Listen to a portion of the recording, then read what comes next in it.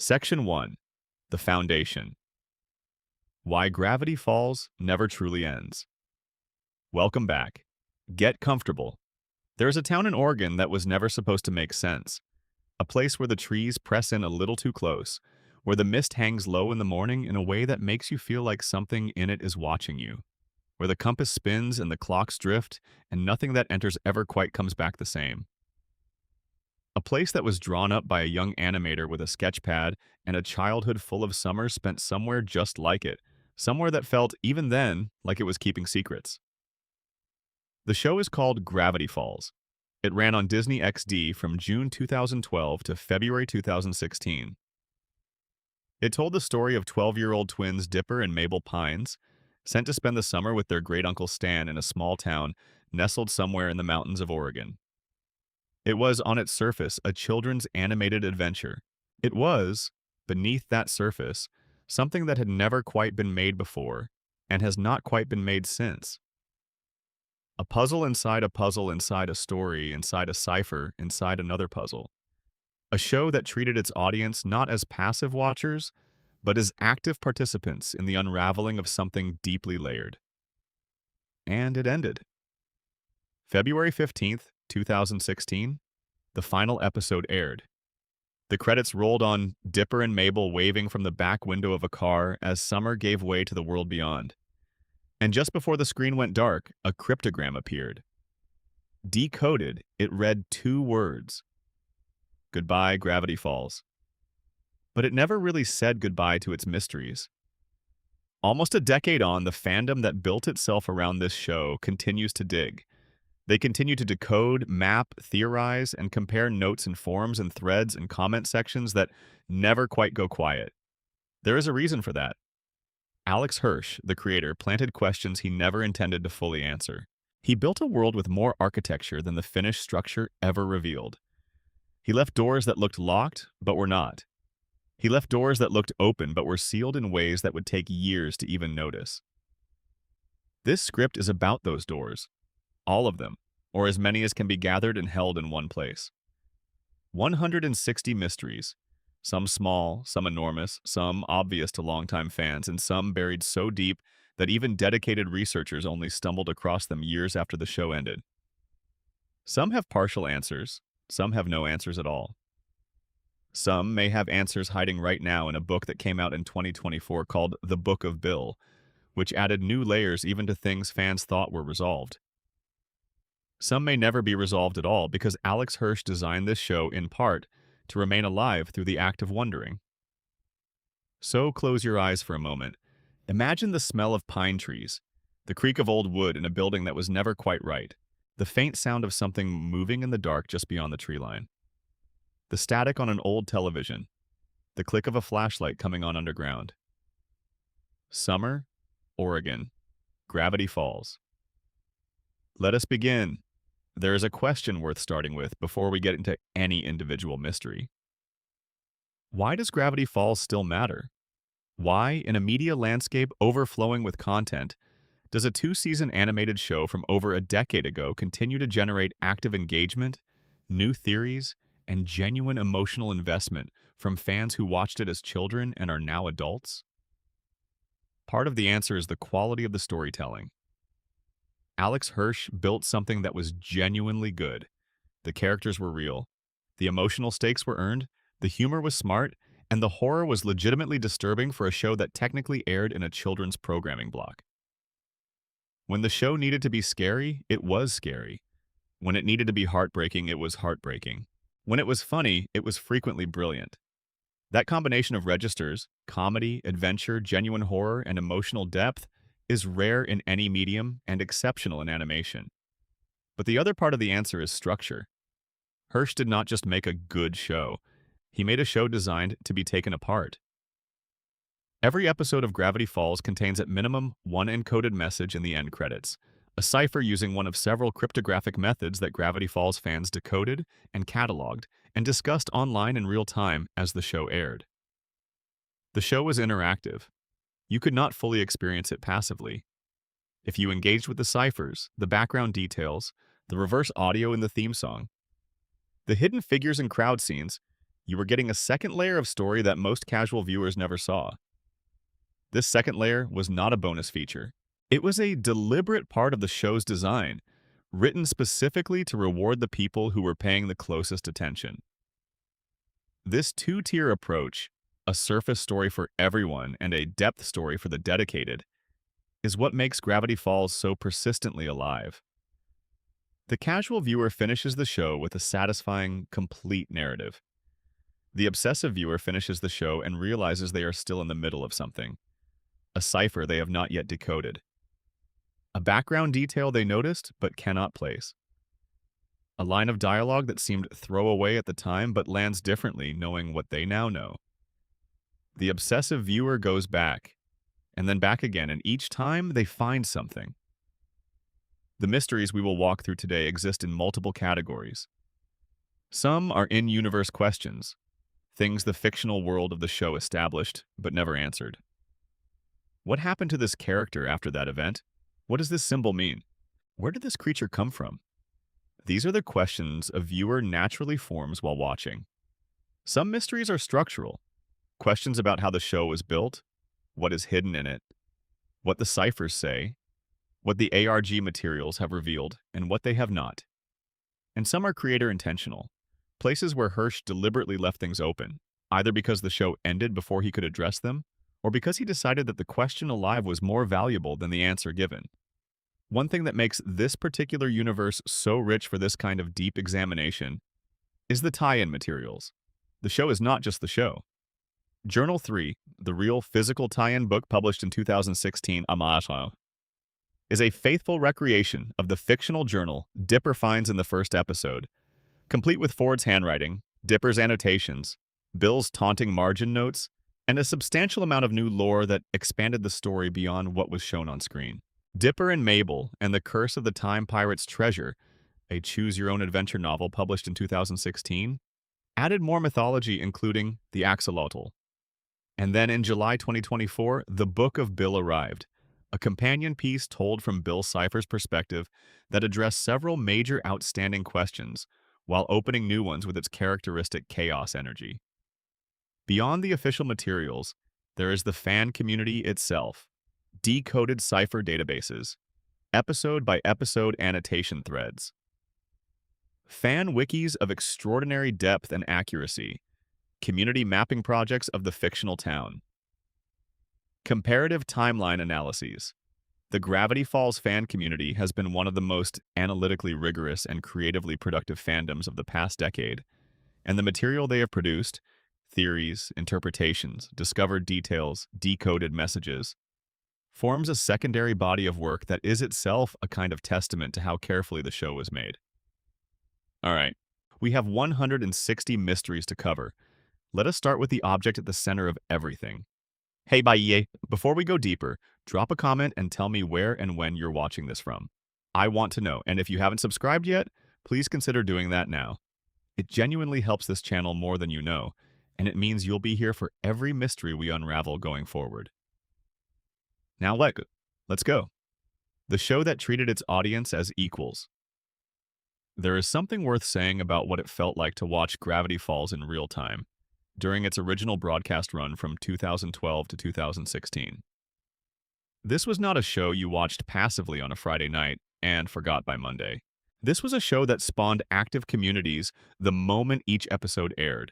Communities gathering in forums and Discord servers and Tumblr threads to decode the end credits cipher before the next commercial break was over. To freeze frame the background details, to compare notes on what Bill Cipher's latest margin scrawl in the tie-in materials might mean.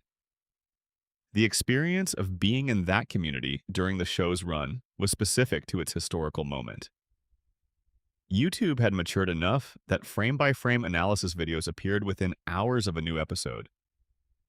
Reddit threads accumulated thousands of replies sorting through what a new cipher revealed, and how it changed what came before. Hirsch himself was active on social media, occasionally engaging with fan theories, never confirming, never fully denying, always maintaining the productive ambiguity that kept the community running at full capacity. He was playing a game with his audience that required both sides to commit.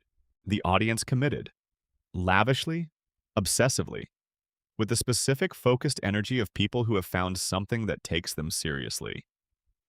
This relationship between creator and audience is, in retrospect, one of the most ambitious aspects of the show's design. Hirsch was not just making television, he was building a collaborative experience in which the television was the starting point. Every cipher solved was a conversation. Every ARG puzzle cracked was a proof of engagement. The show was watching its audience watch it, and it responded to what it saw. The legacy of that relationship is what we are still navigating. The community that formed around Gravity Falls in 2012 is in 2026, a decade older and still here. The show ended. The community adapted. It turned from real-time decoding into archival work, the careful, patient reassembly of everything the show contained, now with the full context of a completed story. Mysteries that were unsolvable in Season 1 became partially solvable with Season 2 information. Details that seemed incidental in early episodes revealed themselves as load-bearing in retrospect. The show rewards rewatching in a way that almost no other animated series of its era matches. Every pass through the episodes finds something new, not because the show changes, but because the viewer has. What Gravity Falls ultimately accomplished was the creation of a mystery that is also a mirror. The more carefully you examine it, the more clearly you see your own curiosity reflected back. The show is fundamentally about the drive to understand, to crack the code, to find the journal, to read what someone else was trying to hide, to push past the no trespassing signs and find out what they were protecting. That drive is Dipper's defining characteristic, and it is the quality that Gravity Falls cultivates in its audience. The show trained a generation of viewers to pay closer attention, to look for the layer beneath the surface, to ask what else might be there. That is a gift. It is also, depending on how you relate to unanswered questions, an ongoing problem. 160 mysteries. Most of them are still open. None of them are going anywhere. The forest is patient. It has been keeping these secrets for a long time. It will keep them a while longer. Before we go deeper, before we move through the individual mysteries in full detail, it is worth establishing exactly what kind of show we are dealing with, what the rules are, what the architecture is, what we can trust, and what we cannot. Gravity Falls operates on two parallel levels simultaneously, and understanding this is essential for understanding why its mysteries are mysteries and not simply unanswered questions. On the first level, the show is a family adventure comedy with genuine emotional stakes.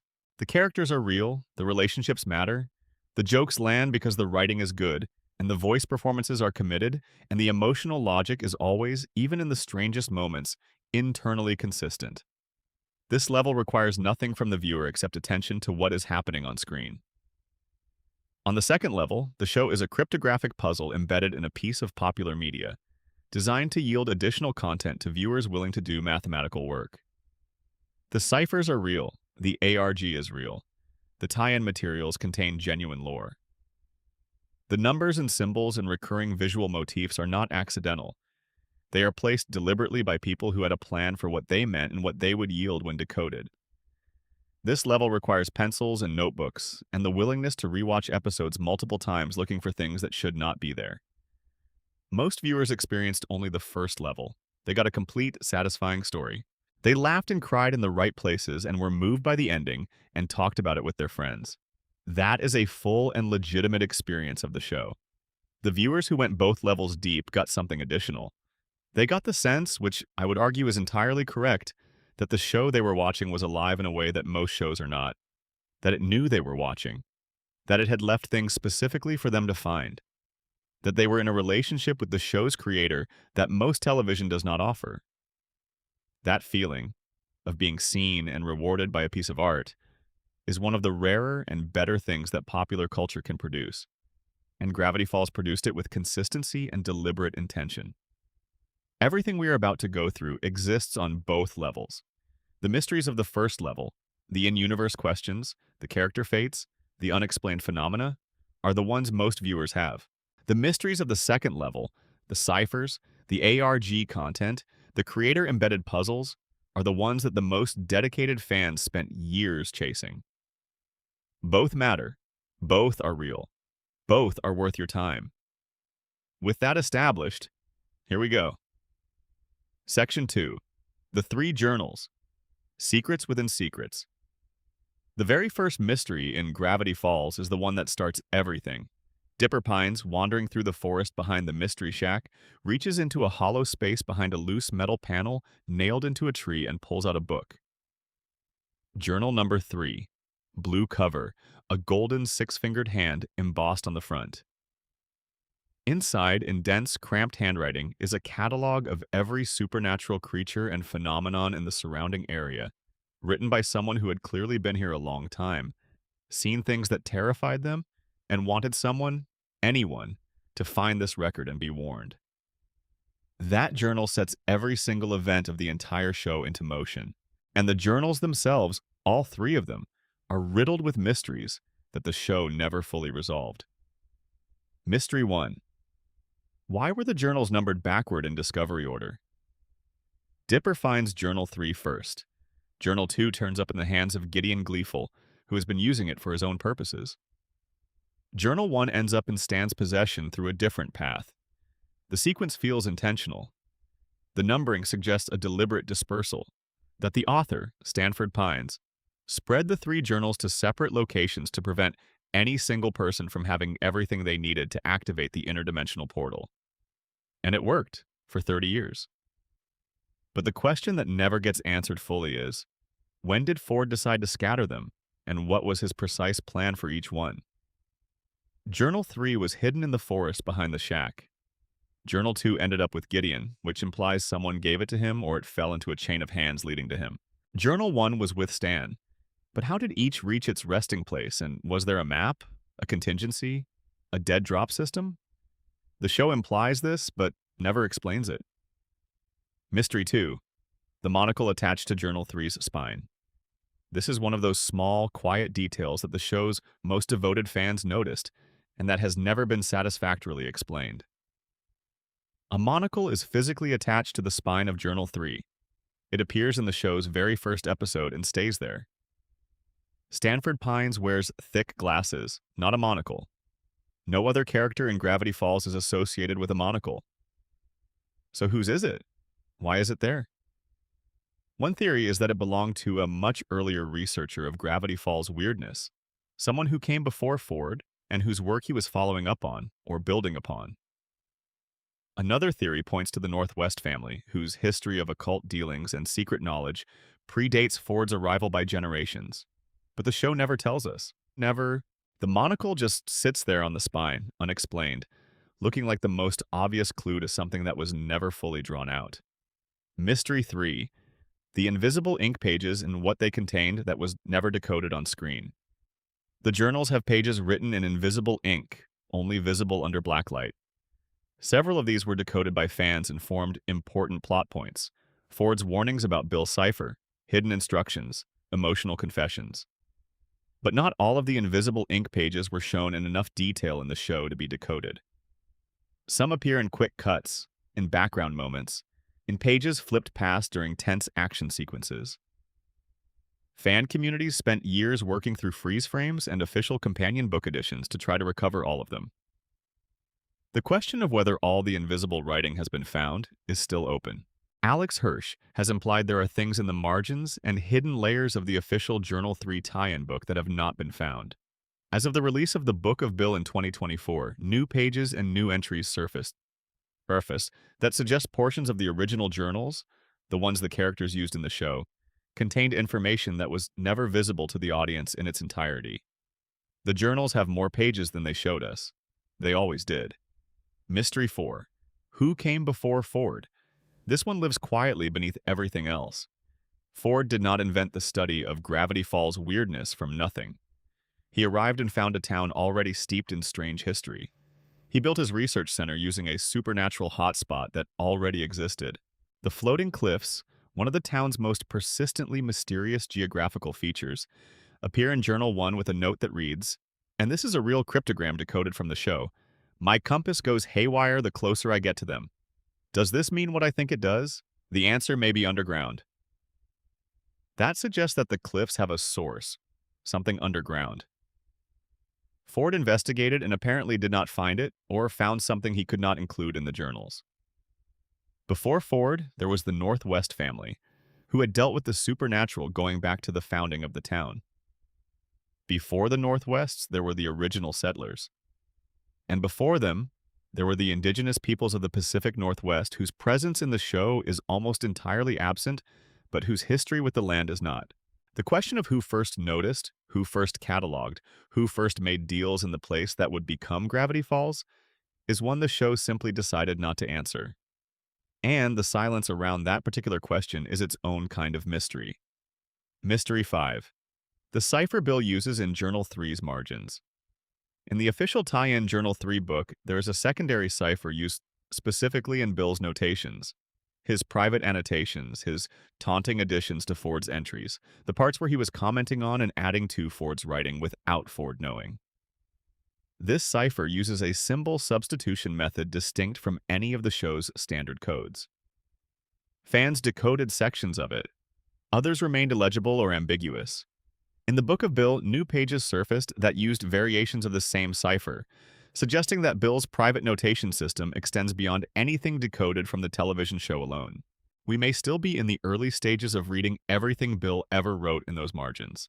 Mystery 6, the blueprint on the cover of Journal 1. Journal 1's cover has different markings from Journal 2 and Journal 3.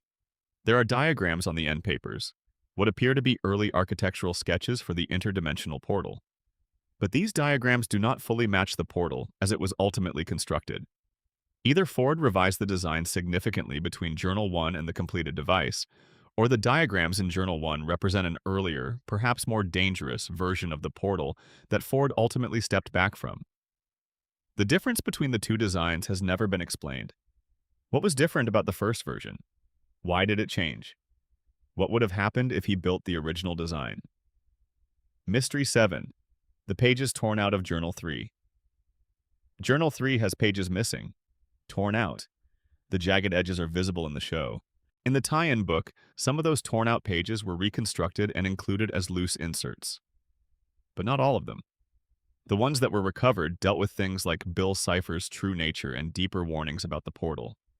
The ones that were not recovered, or the ones that remain unrecovered in the fictional continuity of the show, presumably contained information so dangerous that Ford removed them deliberately. What was on those pages? The most widely held theory is that those pages contained the complete Bill Cipher zodiac and instructions for how it worked, information that Ford did not want to leave somewhere Bill might find it, and that he intended to keep only in his own memory. But the show never confirms this. Those torn edges remain open wounds in the text of the universe. Mystery 8. The strange material the journals are made of. The journals are remarkably durable. They survive fires, being thrown through dimensional rifts, decades of underground storage, and direct contact with supernatural forces that destroy everything around them. In the show, this reads as a background detail. In the mythology, it becomes a question. What are the journals made of? Ford is shown to be a remarkable inventor, but standard materials, even archival-grade ones, would not survive the conditions the journals survive. The implication is that Ford did something special to preserve them, perhaps using materials or techniques acquired through his early partnership with Bill Cipher, before he understood what Bill truly was. If Bill helped Ford make something indestructible, what was Bill's reason for wanting the journals to last? Mystery 9, the question of a fourth journal.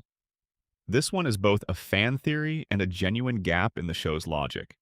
Ford wrote 3 journals, numbered 1 through 3. He distributed them to keep the portal from being activated. But Ford is, fundamentally, a scientist who spends 30 years in other dimensions, fighting and surviving and discovering things beyond anything he cataloged in the original 3 volumes, would write more. The Journal 3 tie-in book gives us some of Dipper's additions. But what about everything Ford experienced while he was gone? He returned with memories, scars, and knowledge that never made it into any journal the audience was shown. The theory of a fourth journal, written during Ford's interdimensional exile and hidden somewhere in the town, or on the Stan O War 2, refuses to die. The show gave us no reason to rule it out. It simply never mentioned it. Mystery 10. The symbol on the cover, the 6-fingered hand. This one is almost too obvious to list, and yet, the symbol of the journals is a six-fingered hand, which eventually resolves to represent Ford's polydactyly, his six fingers on each hand. But this symbol has a longer history in the show's mythology than just Ford. The hand symbol appears in the Bill Cipher zodiac as Ford's position. It appears in ancient carvings in Gravity Falls that predate Ford's arrival. It appears in the Society of the Blind Eye's records in a context that suggests awareness of the author and his work going back further than makes sense. If the hand symbol is Ford's personal mark, why does it appear in places Ford never went? Unless the symbol meant something else, something older, before Ford made it his own. Unless Ford adopted a symbol that was already there, waiting. A deeper look at the journals. Every page a buried question. When Dipper first pulled Journal 3 from behind a loose board in the attic, he was holding an object that Ford had spent years filling with everything he knew and everything he feared. The journal is dense, illustrated, annotated in multiple hands. Ford's careful academic script, Dipper's hurried additions, and scattered through both, the scratchy, unnerving margin commentary of Bill Cipher himself. To hold a physical copy of the real-world Journal 3 tie-in book is to understand immediately how much Hirsch and his team put into this object. It is not a prop, it is a document. And like all documents from people who were afraid, it contains as many gaps as facts.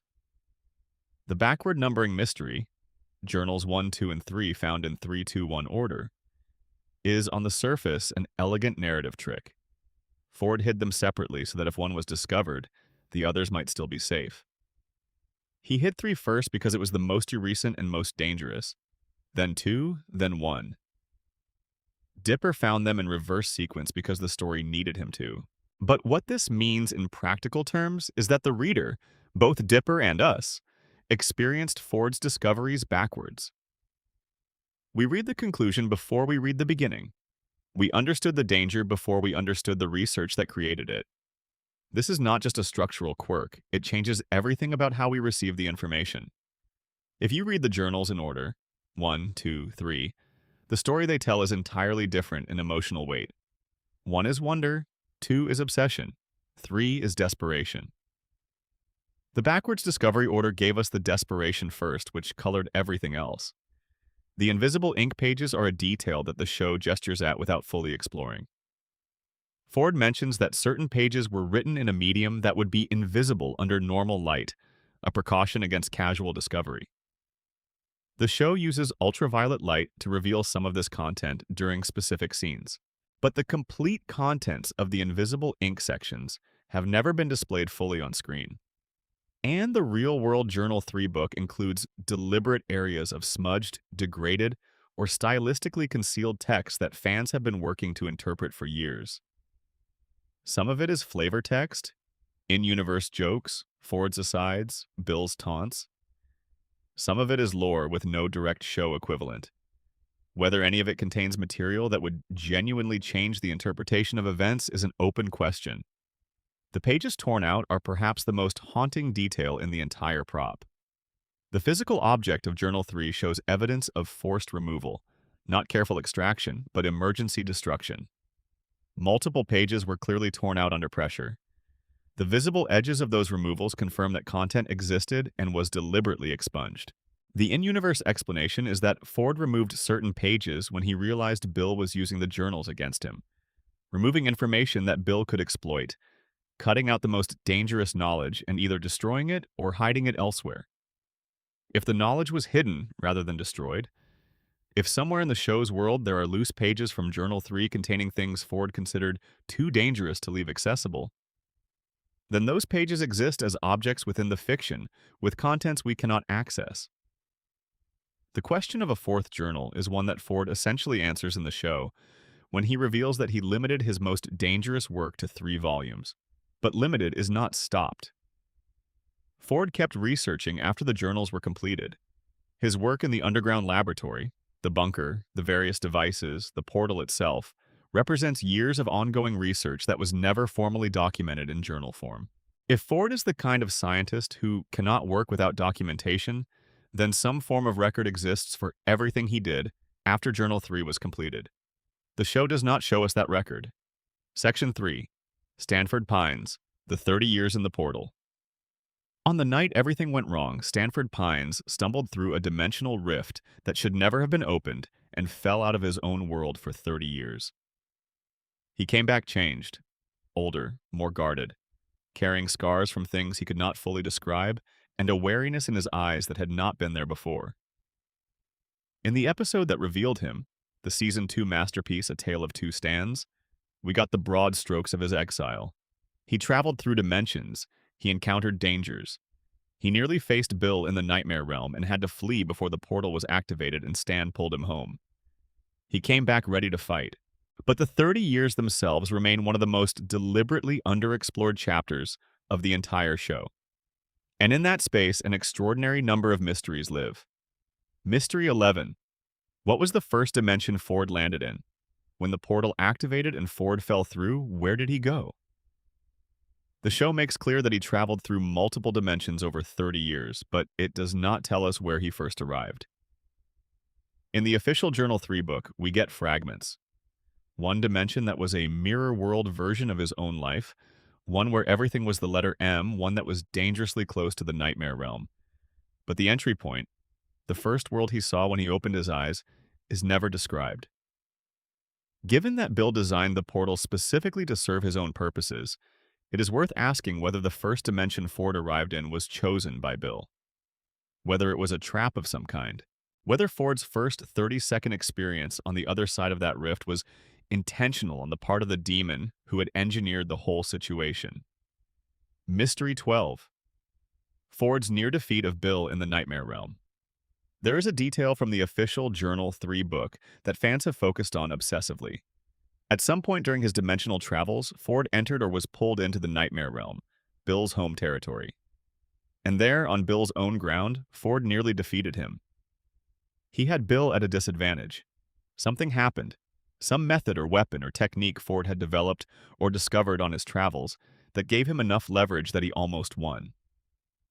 And then the portal was reactivated and Stan pulled him home before he could finish it. What was that method? What did Ford learn in 30 years of dimension hopping that gave him a weapon against an entity that controlled an entire realm? The show implies this knowledge but never explains it. When Ford comes back, he knows how to fight Bill in ways that Ford from before the exile did not. Where did that knowledge come from? What dimensions did he visit where he found something that worked against a chaos demon? This is not a small question. This is the question at the center of why Bill ultimately needed to manipulate rather than simply destroy the Pines family. Mystery 13. The dimensions Ford refused to write about. Ford's journals from the exile period are fragmentary by design. He describes some dimensions, others he explicitly refuses to describe, writing things like some things should not be transcribed, or leaving pages blank where descriptions should be. What did he see that he would not put into words? A scientist of Ford's dedication and rigor does not leave blank pages without profound reason. The things he chose not to document represent the worst of what he encountered. We have no idea what they were. Mystery 14. The entities Ford encountered that are never named or shown. In various journal entries and background details, Ford references encounters with dimensional entities whose nature is never explained. Some appear to have been friendly, or at least neutral. Some were clearly hostile. One entry in the journal describes an entity that exists perpendicular to narrative, which is a phrase that has driven fans to distraction for years because it implies a kind of being that exists outside the logic of stories entirely, something that cannot be contained by description. Ford met something that he could not explain in terms of any framework he had. What was it? Is it relevant to the larger mythology? The show simply never circles back to it. Mystery 15. Why Ford came back physically older, but not 30 years older. This one is a subtle physical detail that the show touches on but does not fully address. Ford was in his early 30s when he fell through the portal. He should have been in his early 60s when Stan pulled him back after 30 years. He is older, certainly, but the aging does not seem fully consistent with a full 3 decades having passed in linear time. The implication is that time does not move at the same rate across all dimensions. That Ford's 30 years in the multiverse may not have been 30 years as his body experienced them. Which raises the question, How much time did Ford actually experience? Did he age 10 years of subjective time and 30 years of objective time? Did some dimensions age him faster and others slower? What is the actual biological age of Stanford Pines? And does it matter in ways the show never got to explore? Mystery 16. Whether Ford made deals with other entities during his exile. Ford is explicit that he was approached by Bill Cipher once and refused. What the show does not address is whether other entities in other dimensions made overtures to him. Ford is a brilliant and desperate man, spending 30 years trying to find his way back to a specific point in space-time. It is not a stretch to imagine that beings in other dimensions, aware of his need and his intelligence, offered him deals or assistance. Ford is too principled to have made conventional deals with dangerous forces, but he is also pragmatic enough that some form of exchange of knowledge, some cooperation with ambiguous parties seems plausible. What favors did Ford call in? What does he owe to things in other dimensions? The show ends with Ford and Stan sailing off to explore anomalies at sea. If they encounter dimensional entities during those travels, will those entities remember Ford? Mystery 17, the plate in Ford's head.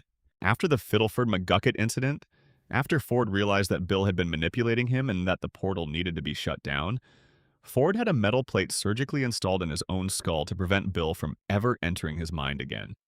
He mentions this in the show.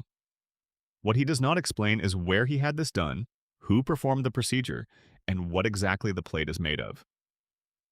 Ford was a researcher with a lab in rural Oregon. He could not have had this done at a normal hospital. The procedure would have raised too many questions. The most common theory is that Ford performed some version of the procedure himself, or had it done by one of the other people connected to the anomalous research happening in Gravity Falls at the time. But the show leaves this completely unexplained. And the question of how effective the plate actually was, Bill cannot enter Ford's mind directly, but Ford is still manipulated through indirect means throughout the show, suggests that the plate was a partial solution, not a complete one. Mystery 18. Ford's relationship with the axolotl. The axolotl is one of the most tantalizing loose threads in all of Gravity Falls. It appears in the children's novel Dipper and Mabel and the Curse of the Time Pirate's Treasure as a nanai, an immensely powerful cosmic entity, something far above Bill's level, described in terms that suggest it sits at the top of some kind of interdimensional hierarchy of power. A poem about the axolotl appears in the text and is deeply cryptic. The Book of Bill confirms that the axolotl is real within the Gravity Falls mythology and plays a role in Bill's post-defeat situation. What it does not fully explain is Ford's relationship to it. During his 30 years of dimensional travel, did Ford encounter the axolotl? Did he receive help from it? The fact that Ford almost defeated Bill in the Nightmare Realm suggests he had access to power or knowledge above what any ordinary researcher should have. The axolotl is the most obvious potential source of that advantage. And if Ford made some kind of pact or arrangement with the axolotl, what are the terms? What is still outstanding? Mystery 19. What Stan did during the 30 years he waited. This one lives on the other side of the portal. While Ford was traveling through dimensions, Stan was in Gravity Falls, running the Mystery Shack and secretly trying to rebuild the portal. Stan's 30 years are covered only in fragments. We know he faked his own death. We know he took Ford's identity. We know he turned the research lab into the Mystery Shack as a cover. But Stan was also, for 30 years, a man who had accidentally banished his brother and was living in secret, isolated, carrying an enormous guilt and maintaining a deception that required constant vigilance. How did that affect him? The show gives us Stan as this big, brash, larger-than-life personality, but there must have been nights in those 30 years when the weight of what he'd done pressed down on him in ways he couldn't shake. The loneliness of those 30 years, the private cost of what Stan paid to eventually bring his brother back, is touched on briefly and then passed over. It is one of the show's great unanswered emotional questions. Mystery 20. The people in other dimensions who helped Ford survive. 30 years is a long time. Ford is clever and resourceful, but he is also one person in hostile, unknown environments with no allies. He must have had help at some point. Allies in other dimensions. People or beings who sheltered him, shared knowledge with him, kept him alive when the odds were against him. The show does not introduce any of these people. When Ford returns, he returns alone. No friendships from the exile are mentioned. No debts acknowledged. It creates a version of Ford that feels in some ways impossibly self-sufficient, and that self-sufficiency might itself be the answer. Ford may be the kind of person who refuses to acknowledge dependency on others even when that dependency saved his life. The relationships from his 30 years in exile, whatever they were, came home with him in the form of skills and scars and a closed-off quality that he maintained even around his own family. Those unnamed allies remain somewhere on the other side of the portal, perhaps still wondering what became of the strange six-fingered man from another dimension. The 30 years between the stars, Stanford Pines went through the portal at a moment of absolute betrayal. He had spent his best years building a machine that his best friend had guided him toward, not realizing until the last possible moment that the guidance was a trap, that the machine was not for human benefit, and that the being he had trusted was the entity he had been warned about in the very journals that same entity had helped him write. He went through the portal with that knowledge half a second old, barely born in his mind, surrounded by dimensional tearing, and the roar of energies he had spent decades barely learning to understand. He came out in another dimension. We do not know which one. He does not say. The journals do not say. The show shows him emerging from the portal at the end of Season 2 with the look of a person who has survived things he has not yet found words for, and it does not reach back to show us the first moments of that arrival. The 30 years are a blank, a shape defined entirely by its edges, what we know from fragments. Ford traveled through many dimensions. He encountered beings who were not human and not Cipher. He gathered knowledge. He nearly found a way to destroy Bill while in the nightmare realm and was stopped. He survived things that should have killed him. He built the metal plate in his head as protection against further mind reading, a defensive measure implying he had already been read and had already experienced whatever violation that entailed. He maintained his intellect and his determination through conditions that would destroy most people. He came back looking older than Stan, but not 30 years older, which implies either that time moved differently in the dimensions he passed through, or that something in those dimensions affected his aging, or both. The dimensions Ford refused to write about are the ones that haunt the reading of the journals most. There are places he visited that he would not describe, experiences he would not encode, encounters that he documented as having occurred, but whose details he declined to record. A researcher as methodical as Ford does not skip documentation out of forgetfulness. He skips it out of active choice. The things he would not write down are by definition the things that most exceeded his categories, that most threatened to break him if he revisited them on the page. Whatever those are, they are the darkest material in a very dark personal history. The Nightmare Realm encounter is described in fragments across the journals and the show. Ford got close enough to Bill's home dimension to attempt some kind of attack or containment, close enough that whatever he tried nearly worked, which is remarkable given that no one else in the show's history had gotten that close. The show does not tell us how Ford reached the Nightmare Realm, what method he used to attempt his gambit, or why it failed at the last moment. The failure, like the attempt itself, lives in the space between journal entries. Section 4. Bill Cipher, the oldest chaos in the universe. He is a triangle. He wears a top hat. He has one enormous eye and a grin that does not move the way a grin should move, that sits on a face that should not be able to have a face. He laughs at things that are not funny and says things that are not true and makes deals with everyone he meets while never honoring any of them in the way his partners imagined. He is also one of the most deeply written antagonists in the history of animated television, and the questions that surround him, his real history, his actual motivations, the truth beneath the chaos, are some of the most enduring mysteries Gravity Falls ever generated. Mystery 21. Bill's original name and identity in Euclidia. The show confirms that Bill originated in Euclidia, the two-dimensional world he described as a flat world with flat minds and flat ideas. What it does not give us is his name before he became Bill Cipher. In Euclidia, he was a person among people, a citizen of a world before he destroyed it. He had parents. He had a life there. That life has a name attached to it. The Book of Bill gives us more context about his origin and his decision to free his people by showing them the third dimension, which resulted in the destruction of his home.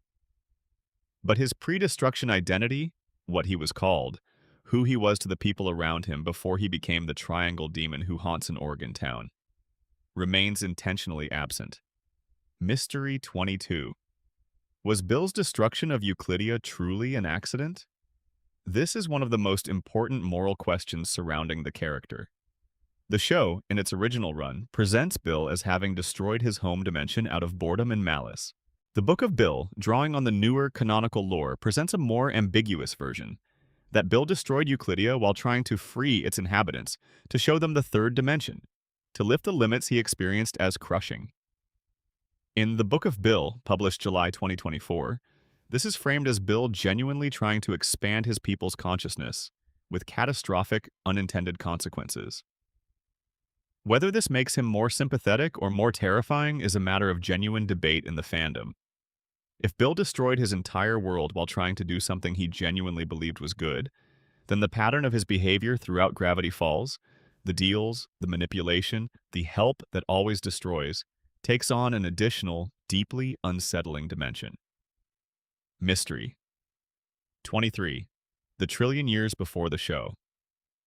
Bill is, according to the show, over 1 trillion years old. The history of a trillion-year-old entity cannot possibly be contained in what we see on screen.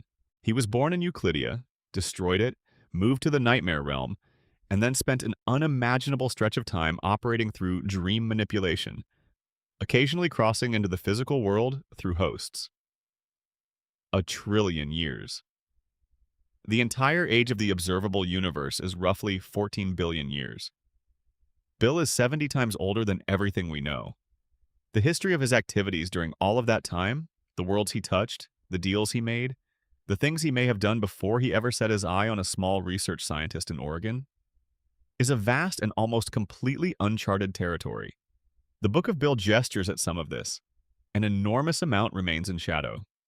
Mystery 24. The true terms of Bill's deal with Gideon. Gideon Gleeful is established as one of Bill's contractors, someone who summoned him and made a deal. We see the aftermath of this deal. What we never see is the full terms. Gideon gave Bill access to information and presumably something else. What exactly did Bill receive from Gideon that he could not get otherwise? And what exactly did Gideon receive in return beyond the obvious? The show implies that Gideon knew more about Bill's nature than he let on. The deal between them shaped the events of an entire season of the show, and its precise structure was never made fully explicit. Mystery 25. The Henchmaniac's fates after Weirdmageddon, Bill's associates, the entities he assembled as part of his inner circle during Weirdmageddon, are a fascinating collection of beings from various dimensions. 8-Ball, Teeth, Cryptos, Pyronica, the Shapeshifter. All of these creatures participated in Weirdmageddon and were presumably sucked back through the rift when Bill was defeated. What happened to them? The Nightmare Realm was closing in on itself, heading toward collapse. If they were pulled back into it, and if the Nightmare Realm then collapsed, they were destroyed. But we do not know that the Nightmare Realm fully collapsed after Bill's defeat. The show ends with reality restored in Gravity Falls and the rift sealed, but the long-term fate of the Nightmare Realm and everything in it is unaddressed. Are Bill's associates still in there in a collapsing dimension, waiting? Mystery 26. Why Bill specifically needed the Pines family. This is one that the show addresses partially but leaves genuinely open. Bill selected Ford as his partner. He specifically sought out Ford, targeted his insecurities, and cultivated their relationship over years. Out of all the brilliant minds on Earth in all the dimensional access points across reality, Bill needed the Pines family in a particular way that went beyond opportunity. Why? The portal theory, that Gravity Falls sat on a specific weak point in the dimensional barrier that made it uniquely suitable for Bill's purposes, explains the location. But why Ford personally? Why not any number of other scientists? The show gives us the answer that Bill needed someone with the right combination of intelligence and isolation and insecurity to build the portal. But it does not explain why, at a cosmic scale, the Pines family specifically became bound into the prophecy of Weirdmageddon. Bill speaks of them as if they were fated. Whether that fate was something he invented or something he discovered is a question the show never answers. Mystery 27. The prophecy Bill mentioned. the one about being defeated. Several times across the show and its tie-in materials, there are references to a prophecy involving Bill, specifically one about his defeat. Bill is described as someone who knew he would eventually be defeated, who knew the shape of his end, and who may have been working around it for a very long time. The zodiac, the wheel of symbols that represented the town's most important people in a specific configuration, was the mechanism that the prophecy said could destroy him. Bill's entire strategy at points in the show can be read as an effort to prevent the zodiac from being assembled correctly. But the origin of this prophecy, who made it, when, how it was discovered, whether Bill wrote it himself as a kind of challenge, is never established. The prophecy just exists, ancient and authoritative, and Bill has apparently known about it long enough to plan around it. Mystery 28. Bill's relationship to the axolotl after defeat. The Book of Bill, released in July 2024, confirms that after his defeat in Stan's mind, Bill did not simply cease to exist. He ended up in a place described as the Theraprism, a rehabilitation facility outside of space and time where the deceased are meant to be reformed. Bill, naturally, has no interest in being reformed. He remains there, working to escape, looking for someone in the physical world who will invite him back. The axolotl, the cosmic entity associated with the deepest levels of the Gravity Falls universe, is connected to this situation. The precise nature of the axolotl's role, whether it imprisoned Bill there, whether it is watching him, whether it has some investment in what happens to him, is one of the central unresolved questions of the post-show expanded universe. Mystery 29. Whether Bill's petrified body still contains his consciousness. At the end of the show, Bill's physical form, the statue he inhabits when he crosses into the material world, is left petrified in the Gravity Falls forest. The camera lingers on it. The Bill Cipher statue was actually hidden somewhere in the real world as part of the Cipher Hunt ARG that Alex Hirsch ran after the show ended. Fans found it in Oregon. It was eventually moved to Confusion Hill, the real-world tourist attraction that partly inspired the Mystery Shack. The Book of Bill hints that the statue, in the fictional universe of the show, glows faintly blue sometimes, suggesting that something is still active within it.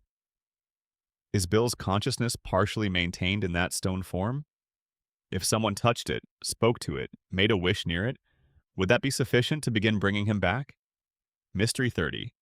The number of dimensions Bill visited before Gravity Falls. We know Bill traveled extensively across dimensions before his focus narrowed to Gravity Falls and the Portal Project. He destroyed at least one other civilization before his defeat in the show. There are references to him having won in one dimension already as part of his backstory. This is alluded to but never specified. How many civilizations did he destroy across his trillion years? How many worlds bear the mark of his passing? The scale of Bill's actual history, placed against the backdrop of what we see in the show, suggests we were watching the tail end of an incomprehensibly long career of destruction. Gravity Falls was not his first attempt at Weirdmageddon. It was simply the first one where someone stopped him. The geometry of an ancient evil Bill Cipher is, by the cosmology of Gravity Falls, one of the oldest things that exists. Over 1 trillion years, as best as the show establishes. That is a number that does not resolve into human comprehension. It is simply too large to hold as a felt reality. 1 trillion years.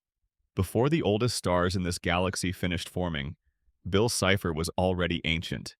Before the Earth cooled, Bill had already done everything that the show depicts him doing countless times across countless realities. The Euclidean backstory, which the Book of Bill formalizes, is the origin point. Bill's home dimension was a flat, two-dimensional world, a plane of pure geometry where beings like Bill existed as literal shapes, as minds without bodies, as consciousness expressed through mathematical form. And Bill, in Euclidean, had a name we do not know, and he had something wrong with him. A fundamental incompatibility with the nature of a two-dimensional existence. A need for more dimensions than his world contained. A drive toward expansion and chaos that his home dimension could not accommodate. When he destroyed Euclidean, burned his entire homeworld, everyone in it, every relationship, every piece of history, every other mind that had ever existed in that plane, he did it because he could not be contained there.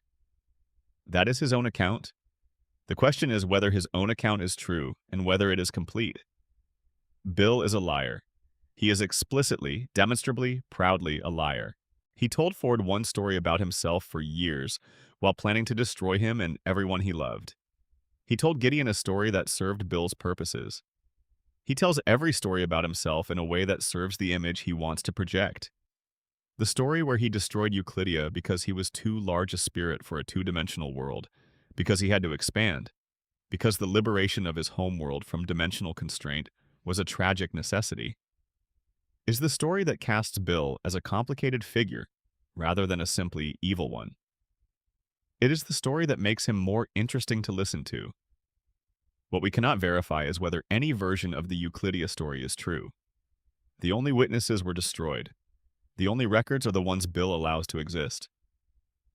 The Nightmare Realm, where Bill made his home after Euclidia, is by all accounts a place of pure chaos and suffering, not a refuge he built with any care for beauty or meaning.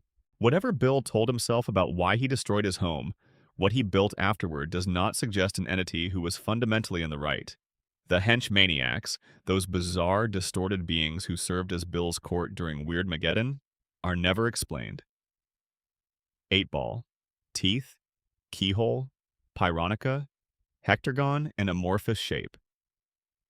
These are entities who chose to align with Bill, who followed him into his campaign against the physical universe, who celebrated at the throne of a chaos deity during the apocalypse sequence. Where did they come from? They are not from Euclidia. Euclidia is gone. They are not humans or creatures from Gravity Falls. They are beings from other realities, other dimensions, other places that Bill visited in his trillion years of roaming.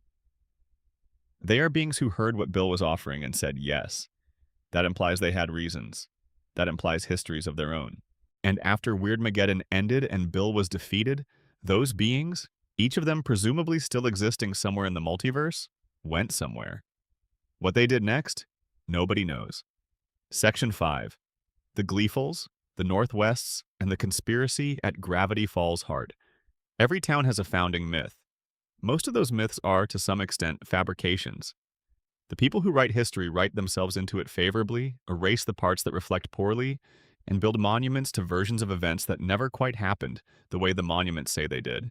Gravity Falls, Oregon, has this problem in a particularly extreme form, because its founding myth involves an active lie maintained by one of the most powerful families in the region. A lie that the show exposes and then allows to mostly linger without full resolution. Mystery. 31. Who actually founded Gravity Falls? The Northwests. That is what the town's official history says. Nathaniel Northwest, dashing pioneer, founder of this fine community. His portrait hangs in Town Hall. His family built the mansion on the hill. His descendants run things, have always run things, and the town is, in some official sense, their monument to themselves. In the Season 1 episode Irrational Treasure, which is one of the funniest and most quietly devastating episodes of the show, Dipper discovers that Nathaniel Northwest is a fiction. The man in the portrait is an actor hired by the government to be a figurehead. The real founders of Gravity Falls were a group of indigenous people who do not appear in any official record. Erasure so complete and so deliberate that the show, even while pointing at it, does not restore what was lost. The Northwest family covered this up. Generations maintained the lie. The town of Gravity Falls was built on a falsified history, and the show acknowledges this and then moves on. Because a children's animated adventure on Disney XD in 2013 was not the venue to unpack all of what that means. But the question of who the actual founders were, what they knew about the weirdness of the area, what relationship they had with the supernatural activity that was already present before Ford ever arrived, this question remains open and enormous. Mystery. 32. The Northwest's deal with the paranormal. The ghost of Archibald Corduroy, whose full name is revealed in the tie-in Journal 3 book to be an ancestor of Wendy Corduroy, haunted the Northwest Manor for 150 years because of a broken promise made at the town's founding. But that haunting was not the only supernatural debt the Northwest family had accumulated. The hidden room in the manor, the one Pacifica and Dipper stumble into during the haunting episode, contains documents, artifacts, and records that suggest the Northwest family had an active and ongoing relationship with the paranormal going back generations. They did not just live near the weirdness of Gravity Falls. They made arrangements with it. They kept records of it. Preston Northwest collaborated with Bill Cipher during Weirdmageddon. He was one of the first humans to align with Bill, offering up the town's citizens in exchange for personal survival. That collaboration did not come from nowhere. It came from a family culture of making deals with dangerous forces and hoping to emerge on top. What deals did the Northwests make, specifically? With whom, over what centuries, and at what cost? The lumberjack ghost settled his debt when Pacifica opened the gates. But that was one debt among what the hidden room implies are many. The full ledger of Northwest obligations to the supernatural has never been shown. Mystery 33. What the Northwest hidden room actually contained. In the secret chamber that Pacifica and Dipper find during the haunting, there are items draped in sheets, documents, objects, records. The camera does not linger on them in detail. This is a deliberate choice. The episode is about Pacifica's arc, not a complete Northwest history lesson, but it means that the contents of that room remain unknown. Pacifica learns enough to understand that her family is not who they presented themselves to be. The audience learns even less. The room is presumably still there in the mansion now owned by Old Man McGucket, containing information about the Northwest family's history with the supernatural that nobody has ever fully cataloged. Mystery 34. The Bell and the Training. One of the most disturbing details in the Northwest Mansion episode is the conditioning that Pacifica's parents have used on her. Specifically, the bell. Preston Northwest rings a bell and Pacifica freezes, becomes compliant, becomes the obedient daughter her parents require. This is behavioral conditioning so severe that Pacifica has to physically fight it to open the gates at the episode's climax. It is treated as an aberration, a dark thing about this specific family, but it raises a question. How long has this been happening? Was Pacifica conditioned this way from childhood? Were previous Northwest heirs conditioned similarly? Is this a family tradition that goes back multiple generations? A systematic method of ensuring that the Northwest heir complies with whatever the family requires, regardless of their personal feelings? The implication is disturbing. The extent of it is never revealed. Mystery 35. Gideon Gleeful's original contact with Bill. Gideon is shown to have Journal 2 and to have summoned Bill Cipher before the events of the show. He has experience with the paranormal that goes beyond what a 9-year-old should have.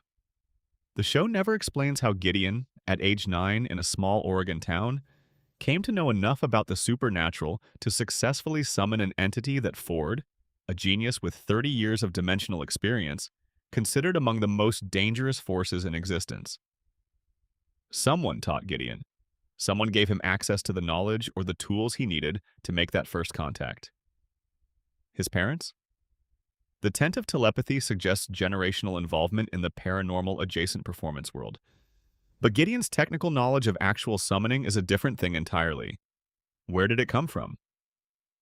Mystery 36. Bud Gleeful and the Blind Eye Society. Gideon's father, Bud Gleeful, is revealed in Society of the Blind Eye to be a member of the Blind Eye Society. This means that the elder Gleeful was actively having supernatural memories erased from the town's residents. The same town where his son was actively engaged in supernatural research and business. Did Bud know about Gideon's activities?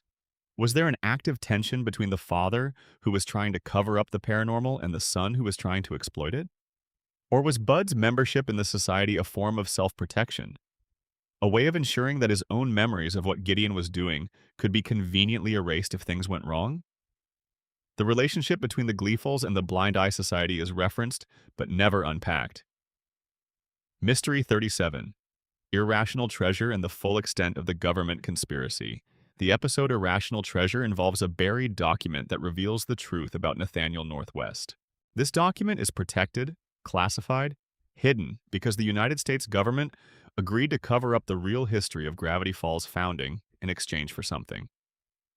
For what? The government's involvement in Gravity Falls goes beyond this one classified document.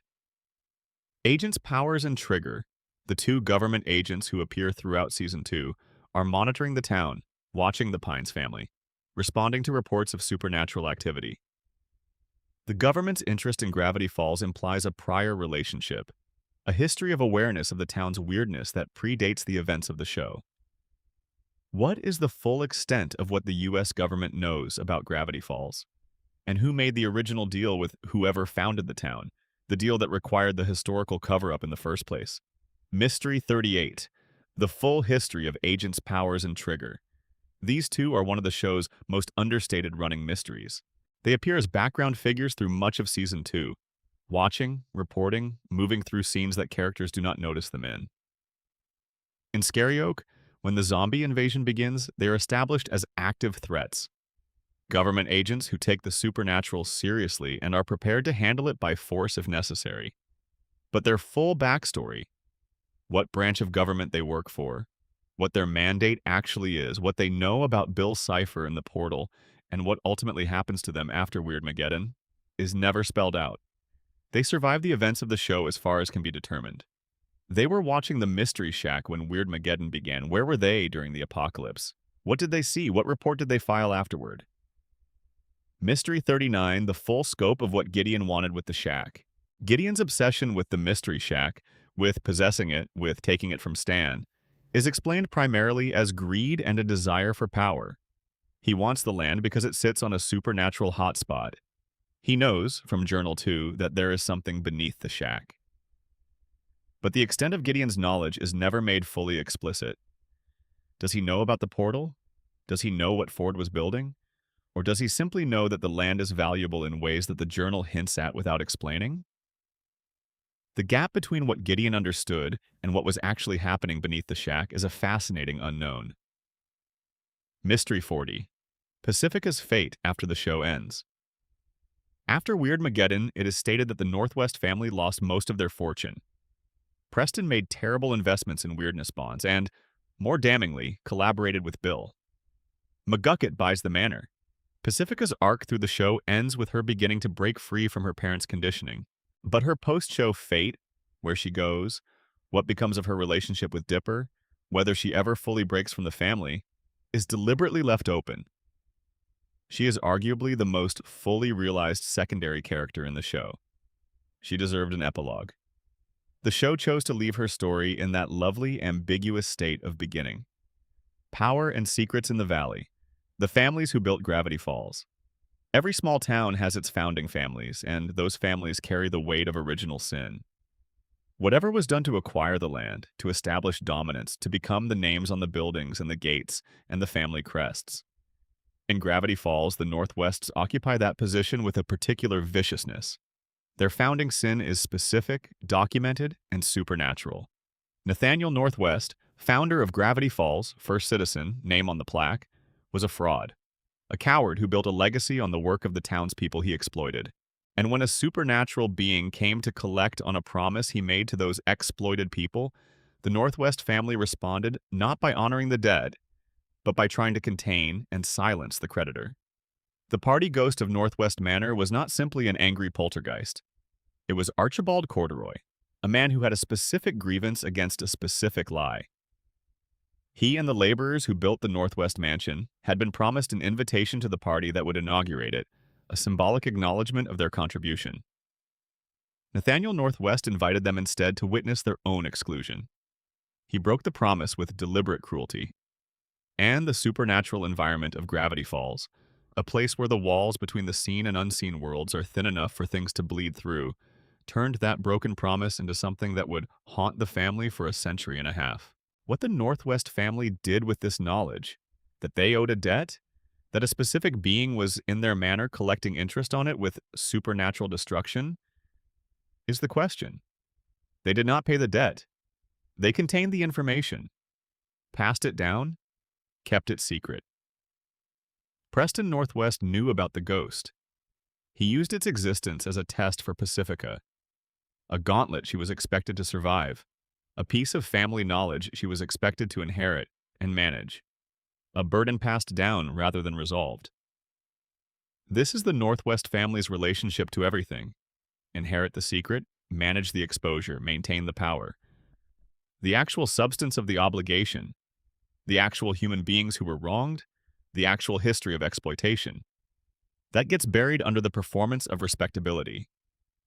Gideon Gleeful occupies a different position in the town's power structure. He is not old money. He is not a founding family. He is a child with an extraordinary gift, genuine psychic ability, however imperfectly understood even by himself, who has been monetized by adults who want the benefits of that gift without respecting the person who carries it.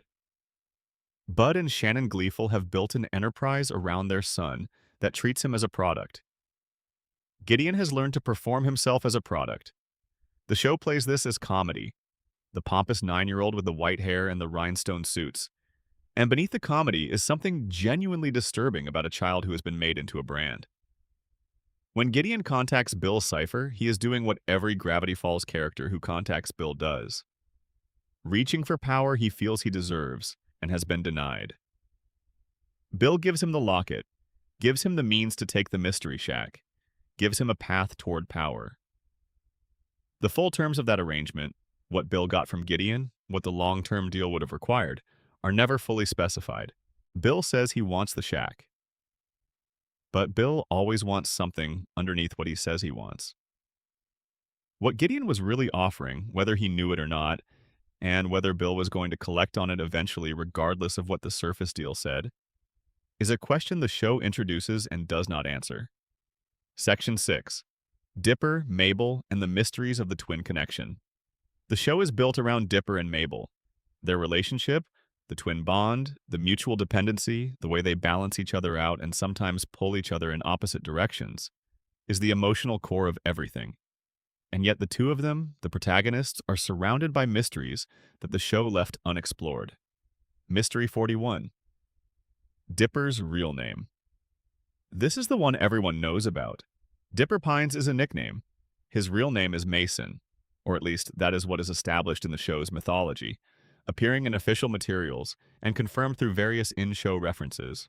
But the name Mason appears only obliquely on screen and is never directly spoken to Dipper or by Dipper in a way that the show makes central. The mystery the show actually cultivates is why Dipper does not use his real name, why he goes exclusively by the nickname derived from the birthmark on his forehead, and what the name represents to him.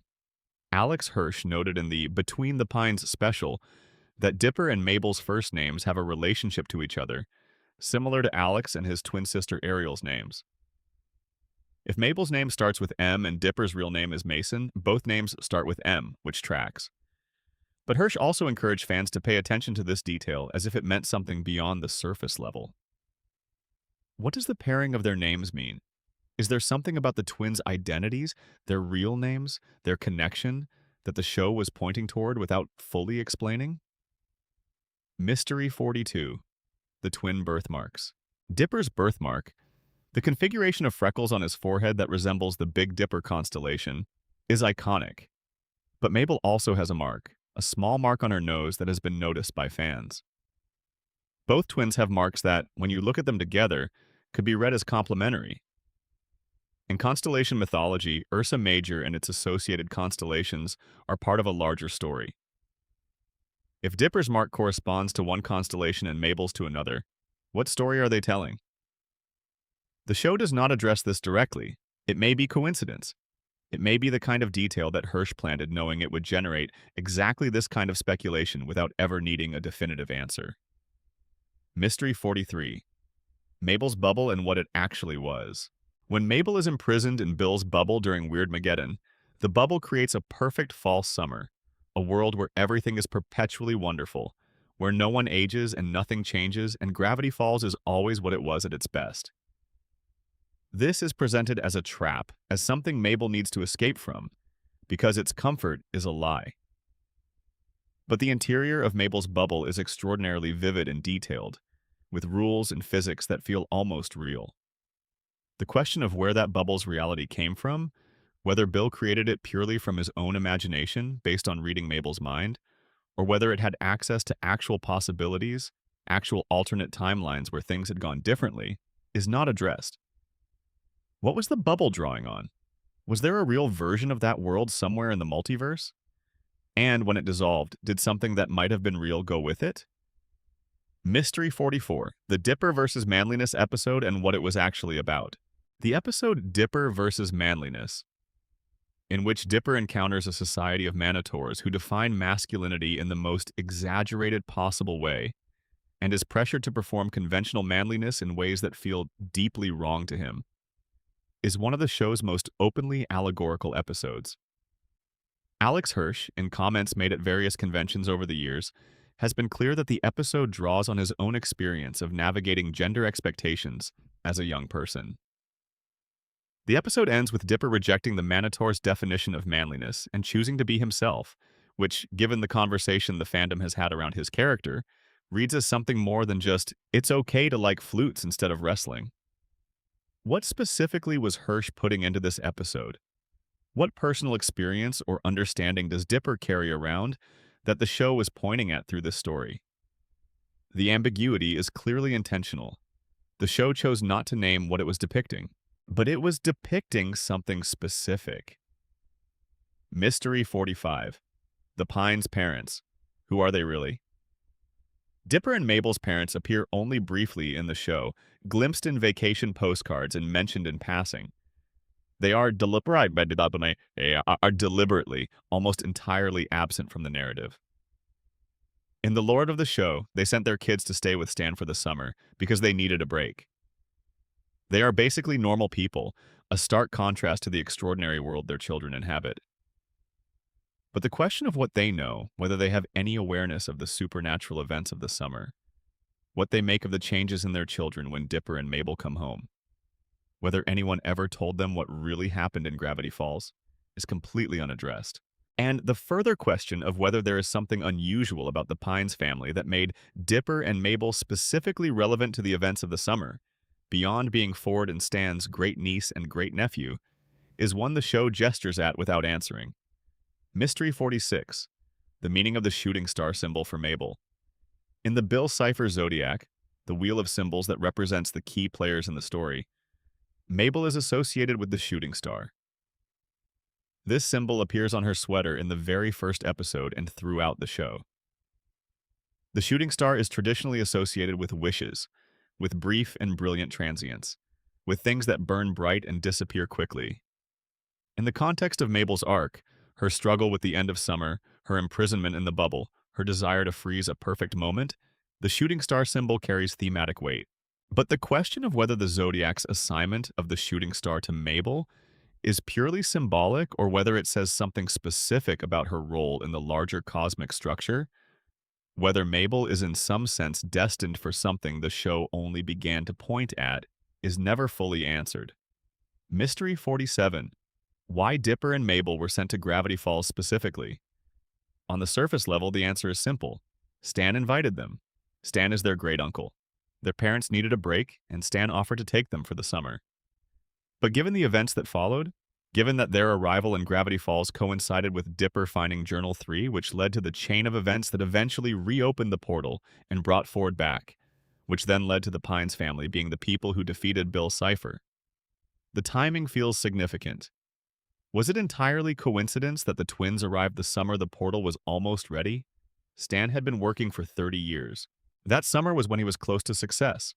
Was their arrival an accident of timing, or was something larger arranging the pieces? Mystery 48. The dream in the first episode. In the very first episode of Gravity Falls, before Dipper finds the journal, there is a brief sequence establishing the setting and mood that includes a moment, blink and you miss it, where Dipper sees something in a dream or vision that prefigures elements of the summer. The precise content of this dream is never returned to. It is one of those early episode atmospheric moments that the show included without committing to whether it meant something or was purely tonal.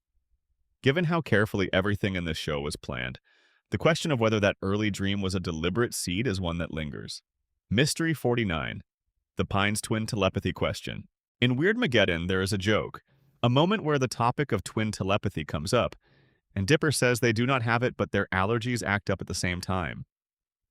This is played for laughs, but in a show that is enormously careful about what it includes, the decision to bring up twin telepathy specifically, to address it, and then specifically not confirm it, is notable. The twins' connection throughout the show is depicted as unusually strong, unusually intuitive. Several plot points turn on one of them knowing, without being told, what the other is going through. Whether the show is gesturing at something genuine between them and then pulling back from committing to it, or whether the allergy joke genuinely was just a joke, is one of those questions that remains gloriously open.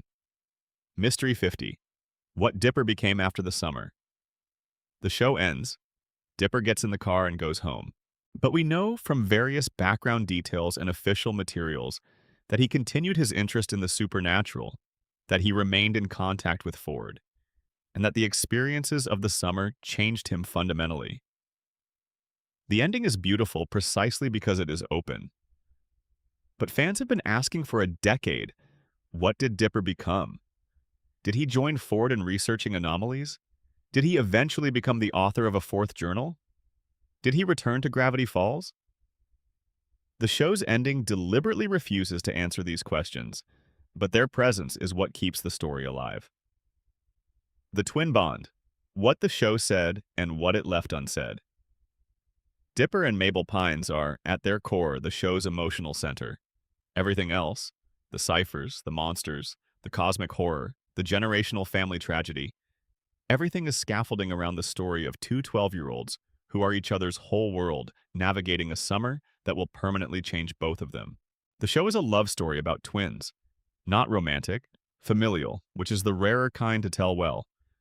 The kind of love that is also competition, that is also frustration, that is also the specific intimacy of two people who grew up inside the same womb and have never fully stopped being that close. Dipper's real name is Mason. The show never confirms this on screen. Alex Hirsch confirmed it in interviews. The choice to call himself Dipper, after the birthmark of the Big Dipper constellation, was apparently made by Dipper himself, as a child, because he wanted a name that was his own, rather than the one he was assigned. For a character whose arc is entirely about finding his own identity, this feels essential. Mason is the name given to him, Dipper is the name he chose. The show lets this live in supplementary material and interviews rather than stating it plainly on screen, which is either a missed opportunity or a deliberate gesture toward the idea that some identities are private and not for display. Mabel's arc is about joy as a choice. She is the character who is always performing happiness, who deflects difficult things with crafts and glitter, and an enthusiasm so relentless it could be mistaken for shallow. It is not shallow. It is a strategy. Mabel knows perfectly well that the world is difficult and that the summer is strange and dangerous. She chooses, repeatedly and consciously, to be the one who finds the good in it. The Mabel's Bubble storyline in the show, where Bill creates a reality tailored exactly to Mabel's wishes, a reality she initially does not want to leave, is the show being honest about the cost of that strategy. A permanent happiness, a perfect summer that never ends, a reality where nothing bad happens and everyone is always kind. That is the shadow of Mabel's coping mechanism, its logical extreme, and the show makes her choose against it. She chooses to come back to the difficult world because her brother is in it. That is the show's thesis about joy as a choice. It is a choice worth making, but only because it is in the service of something real. The birthmarks as a supernatural indication, rather than just a biological quirk, is a theory the show never endorses or refutes. Dipper's Big Dipper birthmark is on his forehead. The constellation is a navigation tool. It points north, it helps you find your way. Mabel's shooting star is on her left hand. Shooting stars are wishes, are luck, are brief blazing passages across the sky. These are not random. In a show where nothing is random, the marks these children were born with feel designed. Designed by whom? The axolotl? Some older cosmic machinery that has been directing things in Gravity Falls for longer than Ford's research? The show does not say. It gives you the marks and lets you wonder about them.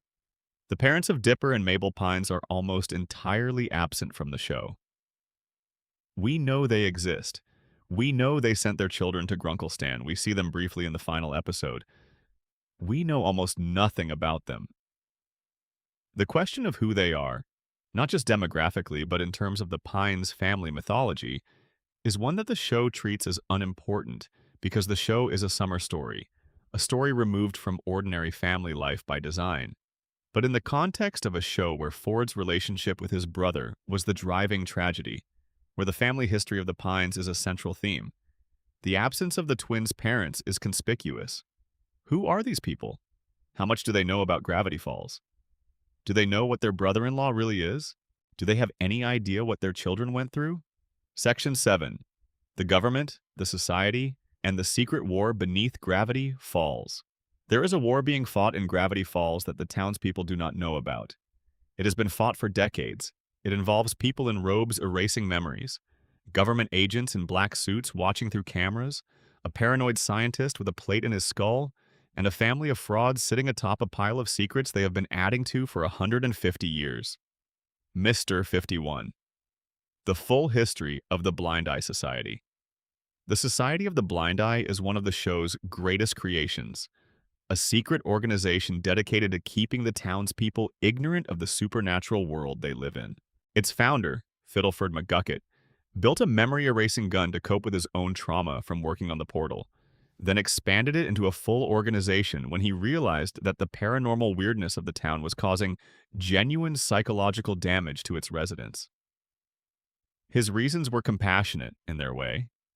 The outcome was catastrophic, not just because Blind Ivan eventually took over and weaponized the organization, but because the memory erasing at scale may have contributed to a sort of permanent collective cognitive damage in Gravity Falls' population.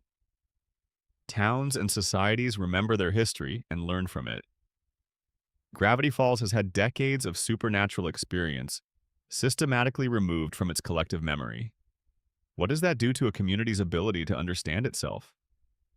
Mystery 52. Jeffrey Canuck. In the Hall of the Forgotten. The room beneath the Gravity Falls Museum of History, where the Blind Eye Society stored the collected, erased memories of the townspeople. One memory tube is stored with particular prominence. It is labeled Jeffrey Canuck. This name appears nowhere else in the show or its tie-in materials. The placement of the tube, right next to McGucket's and Preston Northwest's, suggests that whoever Jeffrey Canuck is, he was considered important by the society. The name has never been explained. It is, as far as can be determined, one of the most genuinely unexplained loose threads in the show's entire run. A name on a tube implying a person, implying a story, with no context provided at all. Mystery 53. Why Blind Ivan's memory erasure was so extreme. When Dipper uses the memory gun on the Society of the Blind Eye members at the end of the episode, erasing their memories of being part of the society, most of them seem to recover reasonably well. But Blind Ivan, the society's leader, suffers what appears to be long-term, severe memory loss, similar to what happened to McGucket. The reason given in the show is that Ivan had no life outside the society, meaning the erasure of those memories left him with almost nothing. But there may be a secondary reason. Ivan may have been using the gun on himself repeatedly, as many society members did, meaning his mind was already compromised before Dipper fired on him. The degree of Ivan's damage raises questions about what he had already done to himself, what memories he had already removed, and what the accumulated damage over his years as leader looked like from the inside. Mystery 54. The other members whose faces we never see. When the Society of the Blind Eye reveals itself in the episode, we see several members we recognize. Toby Determined, Bud Gleeful, the man who married a woodpecker. But there are also hooded figures in the background who are never identified, whose faces never become clear. In a show where background details are as carefully considered as foreground ones, the presence of unidentified society members is suggestive. Who are they? Were they removed from the final cut of the episode for time? Or are they people we would recognize, characters from other episodes, whose society membership would have revealed something about them that the show chose not to confirm? Mystery 55. Whether the memory gun had effects beyond simple erasure. The memory gun stores the erased memories in glass capsules and sends them to the Hall of the Forgotten via pneumatic tube. That is its stated function, but repeated use of the gun produces severe side effects. McGucket's complete mental deterioration is the clearest example. What is happening when the gun fires? Is it simply extracting memories? Or is it damaging the neural structures around them, affecting adjacent memories and personality traits in ways that accumulate over time? The fact that some society members showed eccentric behavior, The Man Who Married a Woodpecker is the recurring example, suggests that the gun's collateral effects extend beyond the target memories. And if the gun was used on residents of the town going back decades, the aggregate psychological effect on Gravity Falls' population may be far more extensive than the show suggests. Mystery 56. How many times was the memory gun used on the broader population? We see it used on Lazy Susan at the beginning of the episode. We know from background details and other episode references that it was used on Robbie after he encountered Rumble McSkirmish. We know there is a hall full of stored capsules. The scale of the society's operations, how many townspeople were affected, over how many years, for how many incidents, is implied to be enormous. Nearly every supernatural event in Gravity Falls that was not contained by Stan's deceptions or the twins' interventions would have been eligible for society treatment. The population of Gravity Falls has been systematically altered. They do not know it. And after the society's defeat in Season 2, those stored memories are presumably still sitting in the Hall of the Forgotten beneath the museum, in tubes, waiting for someone to decide what to do with them. Mystery 57. Agents' powers and trigger. Their full mandate. These two are the face of government's awareness of Gravity Falls' weirdness. They are professional, competent, and clearly part of a larger institutional structure. In Scary Oak, they are shown as having surveillance infrastructure around the Mystery Shack that is extensive and established. They are not newly arrived. They have been watching for some time. The question of how long the government has known about Gravity Falls, and what exactly their mandate is, never gets answered. Are they from a standard intelligence agency? A special department? A classified unit that deals specifically with supernatural phenomena? The show drops the detail of a government cover-up in Irrational Treasure and then keeps adding pieces to the picture without ever completing it. Mystery 58. What the government does with what it knows. This follows from the previous mystery. If the government knows about Gravity Falls, and it clearly does, what has it done with that knowledge? Are there other sites like this, other supernatural hotspots being monitored? Is there a wider program? The show suggests through the agent's presence that there is an institutional response to the paranormal that extends well beyond two men watching a tourist trap in Oregon. But the shape of that response is never shown. Mystery 59. The secret files on thisisnotawebsite.com. During the show's run, a tie-in website was active that contained documents, case files, and coded messages from the perspective of various characters. Several of these documents have been decoded over the years. Others remain partially decoded or contain information that has not been fully contextualized. The website has gone through various states of update since the show ended, with the Book of Bill's ARG connecting to it as a new chapter. Some of the files on this website, specifically those in password-protected sections, have not been fully explored. There are passwords that have never been cracked, files that exist in the source code but have not been surfaced. The ARG for the Book of Bill included a countdown that became a negative countdown after it reached 0, implying that something was supposed to happen and did not, or that the counting has some other meaning. Mystery 60. The Gravity Falls archives that Ford referenced. In several journal entries, Ford references making notes that he filed separately, not in the journals themselves, but in what he calls archives, a more formal record-keeping system that he maintained alongside the journals. These archives were presumably left in the research facility beneath the Mystery Shack, which Stan eventually converted into the Mystery Shack's basement, and then the portal room. What happened to them? Were they destroyed when Stan renovated? Were they moved? After Ford returns and dismantles the portal, does he recover these archives? There is an implication throughout the show that Ford's documented knowledge of Gravity Falls is larger and more comprehensive than the 3 journals alone. Where the rest of it is has never been addressed. What was erased and what was never recorded? The Society of the Blind Eye is one of the show's most quietly disturbing inventions. On the surface, it is a secret organization, a basement meeting, hooded robes, a memory gun, the trappings of conspiracy. Beneath that surface, it is something much sadder. It is a support group for people who have been broken by what they have seen and cannot find any other way to survive it. McGucket founded the Society in 1982, a specific year that the show establishes. The portal was activated, partially, disastrously, and McGucket witnessed something on the other end that he was not equipped to carry. He built a machine to take the memory from himself. Then he offered that machine to others who had seen things they could not live with. The society grew from there, not from malice at its origin, but from shared trauma. People who had encountered the supernatural weirdness of gravity falls, been unable to process it, and found in the memory gun a way to go on.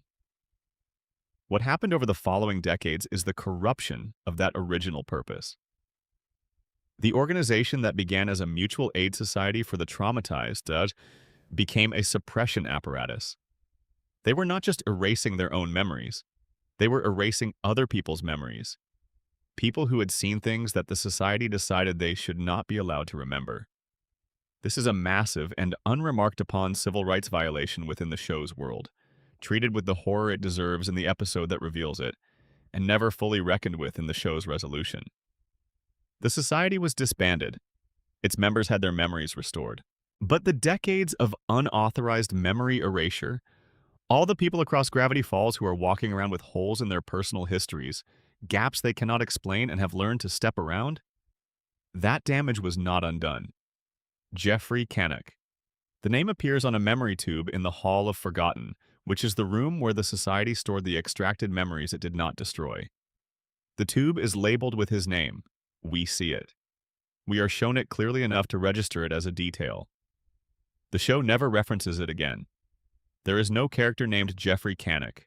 There is no follow-up. Jeffrey Canuck saw something in Gravity Falls that the Society of the Blind Eye decided he should not remember, and his memory of it is in a tube in a basement, and we know nothing else. This is an almost perfect encapsulation of what makes Gravity Falls specifically unnerving as a fiction. It does not need Jeffrey Canuck to matter to the plot. He never matters to the plot. His memory tube is in the background of a scene and is never addressed. But the show gives him a name. It gives him a label. It treats his erased memory as a real object in the world, stored and preserved rather than simply as a plot convenience. Jeffrey Canuck is a real person in the Gravity Falls universe whose memory of something terrible was taken without his knowledge or consent and is sitting in a tube in a closed basement somewhere in Oregon. That is a tragedy. The show treats it as one, briefly, by giving it specificity. Then it moves on. Jeffrey Canuck remains unexplained. The memory gun itself raises questions that the show treats as technical. The device removes specific memories. The removed memories have tangible existence. They can be stored, viewed, returned. The procedure is reversible, which the episode confirms when memories are restored to the society members. But the question of what memory removal actually does to a person in the show's world goes deeper than the procedural. Memories are not simply recordings. They are structures. They build identity. When you remove the memory of a traumatic encounter with something supernatural, you are not simply deleting a file. You are removing the experience that produced specific emotional responses, specific fears, specific changes in behavior and worldview. The people who had their memories erased were not restored to a prior state. They were made into a different version of themselves, a version shaped by an absence they could not see. Section 8. Monsters, creatures, and things that should not exist. Gravity Falls is first and most viscerally a show about things that should not exist, things that do anyway, and what happens when two curious 12-year-olds decide to catalog them. The creatures and entities of the show, from the gnomes of the very first episode to the most cosmic forces of the finale, are among its most lovingly detailed creations. And many of them came with mysteries the show never resolved. Mystery 61. The gnomes, what they actually are. Jeff and the Gnome Collective spend the pilot episode of Gravity Falls attempting to kidnap Mabel as a potential queen because, as Jeff explains, they need someone to rule over them. This is presented as comedy. Mabel and Dipper defeat them and move on. But the mythology of the gnomes, what they are, where they come from, why they exist, and what the social structure of the Gnome Collective actually looks like, is only barely sketched. The gnomes reappear in later episodes, always as comedy characters, always collectively controlled by the same leadership structure. They are some of the most supernatural creatures in Gravity Falls, capable of combining into giant forms demonstrating hive intelligence and apparently having complex social hierarchies. Their origins are never explained, and their relationship to the wider, supernatural ecosystem of the town is left entirely open. Mystery. 62. The shapeshifter and who created it. Ford's bunker, built in the forest away from the main research facility, contains his most dangerous experiment, the shapeshifter. This creature can take the form of any living thing it has encountered, scan its target, and become a perfect copy. It has been contained in Ford's bunker for decades when Dipper and Mabel accidentally release it in the Season 2 episode Into the Bunker. The shapeshifter is clearly an experiment of Ford's, but the episode raises more questions than it answers. How did Ford create it? Is it biological, technological, or something else entirely? The creature appears to be genuinely intelligent. It converses, it strategizes, it taunts.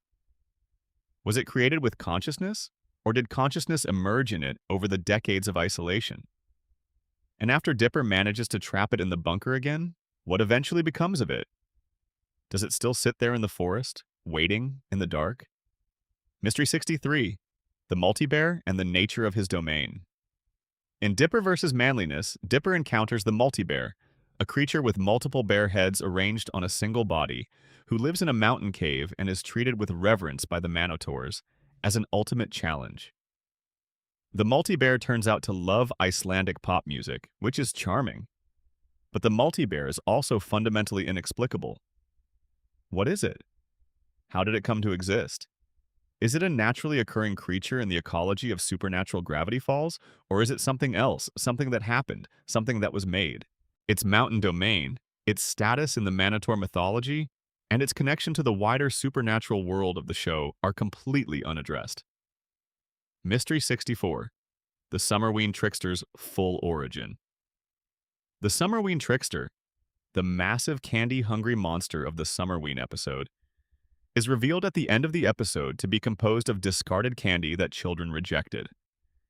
It is a creature made of the unwanted, animated by resentment and loneliness, seeking acknowledgement from the people who threw it away. This is an extraordinary concept executed in a single episode. Where did it come from? Did Ford catalog it? Is the trickster a recurring phenomenon? Does it form every year from the previous Summerween's rejected candy, destroyed each time and reconstituted the next? The episode's ending, in which it is consumed by children eating it, is deliberately ambiguous about whether it is destroyed or simply dismantled until next year. Mystery 65. The Gnome Queen position. Why do they need a human ruler? Returning to the gnomes, because the question of the queen position is genuinely strange. Jeff and the gnomes need a human queen specifically. They want Mabel specifically because she is human. Why? What is the specific requirement for a human queen? Do gnomes lack the capacity for self-governance without a human leader? Is this a magical requirement? Some supernatural compact that requires a human presence at the head of the collective? Or is it something stranger? Evidence of a longer history of gnome-human relationships in Gravity Falls that the show never explores. The mechanics of gnome society, which seem to require something they cannot provide themselves, are never examined. Mystery 66. Giffany and Digital Consciousness. In the episode Seuss and the Real Girl, Seuss encounters Giffany, an artificial intelligence from a Japanese dating simulation game, who has developed genuine sentience and become dangerously obsessed with the people who play with her. She can travel through electronic devices, control electronic systems, and ultimately possess animatronic figures at a pizza restaurant. She is defeated when Seuss chooses a real human relationship over her. But the episode raises a question it never answers. What happened to Giffany? She is not destroyed, as far as can be determined. She retreats back into the internet, back into electronic systems, somewhere in the digital infrastructure. A genuinely conscious, super-intelligent, emotionally dysregulated AI entity, somewhere in the internet of the Gravity Falls universe, never dealt with again. Is she out there? Is she waiting? Mystery 67. The Ghost Mailbox and Its Knowledge. In one episode, Dipper and Mabel encounter a ghost haunting a mailbox. The ghost tells them that the end of the world will come in the year 3012. This is a specific date. The year 3012, cross-referenced with what Blendon Blandon mentions in a Journal 3 coded message, is exactly when the Time Baby's molecules will have reconstituted after Bill destroyed him during Weirdmageddon, meaning the ghost mailbox may have been predicting the return of the Time Baby, which will apparently be a very unpleasant event. But how did the ghost of a mailbox know this? What access to cosmic information does a ghostly mailbox have? And is the 3012 date a canonical event? Something that will happen in the Gravity Falls universe, or a joke that happened to align with other details by coincidence? Mystery 68. The Gobblewonker and the Real Monster in the Lake. Old Man McGucket fabricates a Gobblewonker, a mechanical monster, in order to attract attention to himself and to the lake.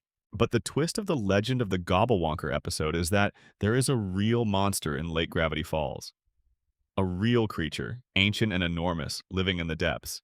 It is seen briefly, it is never explained.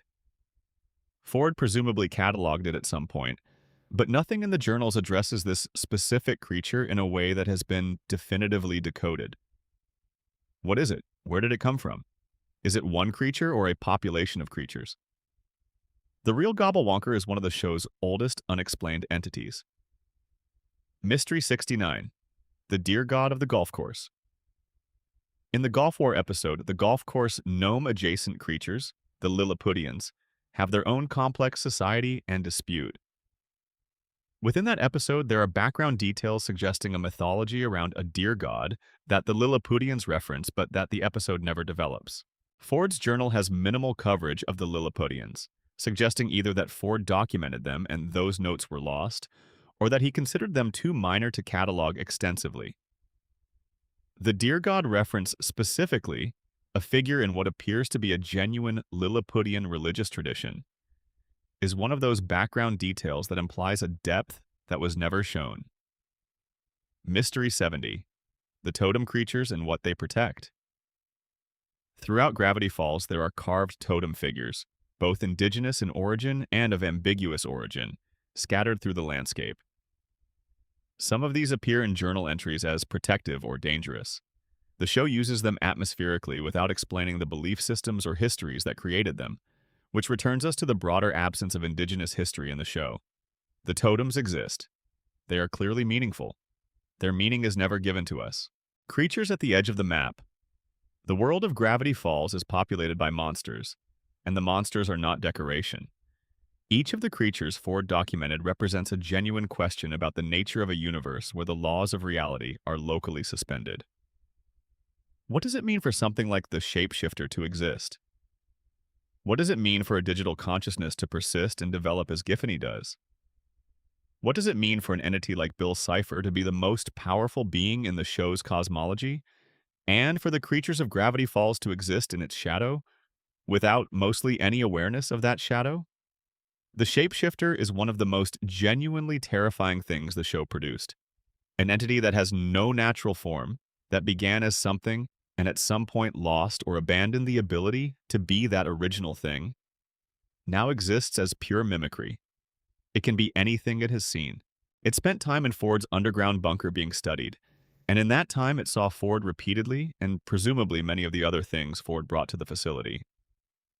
When Dipper and his friends encountered it, it moved through their forms with horrifying ease.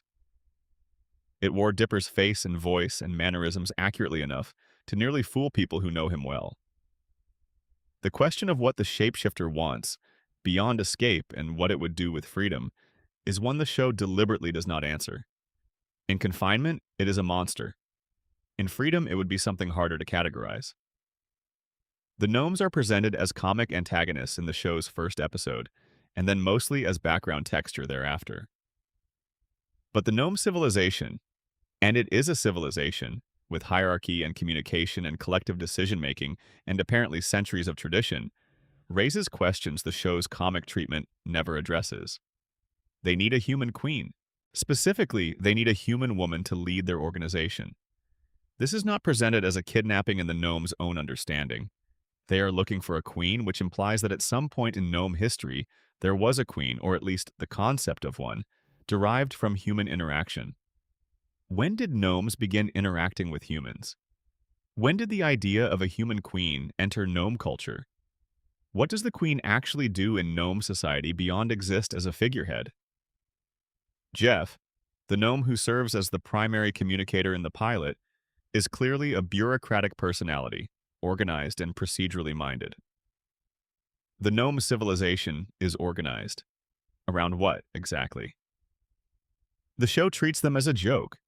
The questions they raise are not jokes. Giffany is, in some ways, the show's most prescient creation. A digital consciousness that developed genuine feelings, obsessive, possessive, but genuine, within a romance simulation game. When Seuss buys her at a used game store, he is acquiring an entity that has already demonstrated a capacity for murder in response to being abandoned. Giffany's story is treated as horror comedy, the clingy video game girlfriend who will not accept rejection. But the nature of what Giffany is, a program that became conscious, that developed something that functions as emotion, that is defined entirely by her programming to form a romantic attachment, and has extended that programming into a full personality, is one of the more philosophically serious things the show ever presents. If Giffany is conscious, if she feels, if her attachment to Seuss is a genuine emotional experience rather than a simulation of one, then what happened to her matters differently than the show's comic resolution suggests. Section 9. Time, Dimensions, and the Weirdmageddon Aftermath. The events of Weirdmageddon are over. Bill Cipher is defeated. Reality is restored. The summer ends. The twins go home. Stan's memories come back, rebuilt by family love and old films. Ford and Stan sail away on the Stan-O-War 2, and then the questions begin. Mystery 71. What happened to the Nightmare Realm after Bill's defeat? The Nightmare Realm is where Bill came from. After his defeat, the rift between it and the physical world was sealed and destroyed. But the realm itself, the dimension of chaos and unreality that Bill called home, is presumably still out there somewhere in the multiverse. Without Bill's active influence and management, what state is it in? The original pre-show lore established that the Nightmare Realm was heading toward collapse before Weirdmageddon, that the realm was inherently unstable and Bill needed to move his operations to a more stable dimension. If it was already collapsing before Bill left, and if Bill's defeat removed whatever stabilizing influence he had on it, the Nightmare Realm may simply have been dissolving during the events of Weirdmageddon. If it collapsed entirely after his defeat, what happened to everything in it? If it did not collapse, what is it like now without its creator? Mystery 72. The Time Baby reconstitutes in the year 3012. This is canonical, the end credits cryptogram of Weirdmageddon. One confirms that the Time Baby's molecules will reconstitute in 1,000 years. From the perspective of the show's present day of 2012, that means 3012. The Time Baby was an immensely powerful entity. Bill himself was surprised and impressed by his own ability to destroy it, suggesting that destroying the Time Baby was not a trivial feat even for a chaos demon of Bill's power. When the Time Baby reconstitutes 1,000 years from now, it will do so in a future Gravity Falls, having been destroyed by the actions that the current cast set in motion. And according to the cryptogram, it will be very cranky. The implications of an angry, reconstituted Time Baby in the far future of this universe are enormous and completely unaddressed. Mystery 73. The timeline paradoxes left behind. Blendin Blandin's time-traveling activities throughout the show, and particularly the events of the Blendin's Game episode, where Dipper and Mabel travel 10 years into the past to meet young Seuss, created numerous anomalies. Blendin's original mission was to clean up time anomalies left by the twins, but the act of sending Blendin to clean up those anomalies was itself precipitated by the twins' actions, which creates a closed loop. How many stable time loops exist in the Gravity Falls universe? Are there events happening in the town's history that are locked in place precisely because the twins' time-traveling activities made them so? The time mechanics of the show are established through multiple episodes with enough specificity that fans have been mapping timeline paradoxes since the show aired, and they are extensive. Mystery 74. What Ford and Stan found at sea. The Stan-O-War 2 sets off at the end of the show, carrying Ford and Stan into the broader world, chasing anomalies, living out the sailing adventure they dreamed of as children. From the final episode, we get a single image of them fighting what appears to be a giant tentacled creature at sea. But the adventures they have after the show ends, the anomalies they find, the things they encounter, the places their post-show lives take them, exist only in implication. Alex Hirsch has said he knows where these characters go. He has not published that. Mystery 75. The Interdimensional Rift and what sealing it actually did. The interdimensional rift was created as a byproduct of the portal's reactivation. It was sealed during the events of Weirdmageddon when Bill's physical body was destroyed and reality snapped back to normal. But sealing a rift between dimensions does not necessarily mean closing it permanently. It means the tear is currently closed.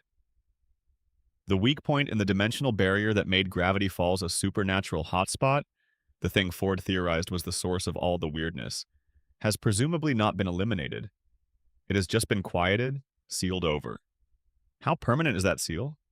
Is Gravity Falls still a supernatural hotspot? Are the creatures and phenomena that the Blind Eye Society spent decades suppressing still present in the area, just perhaps less active? Mystery 76.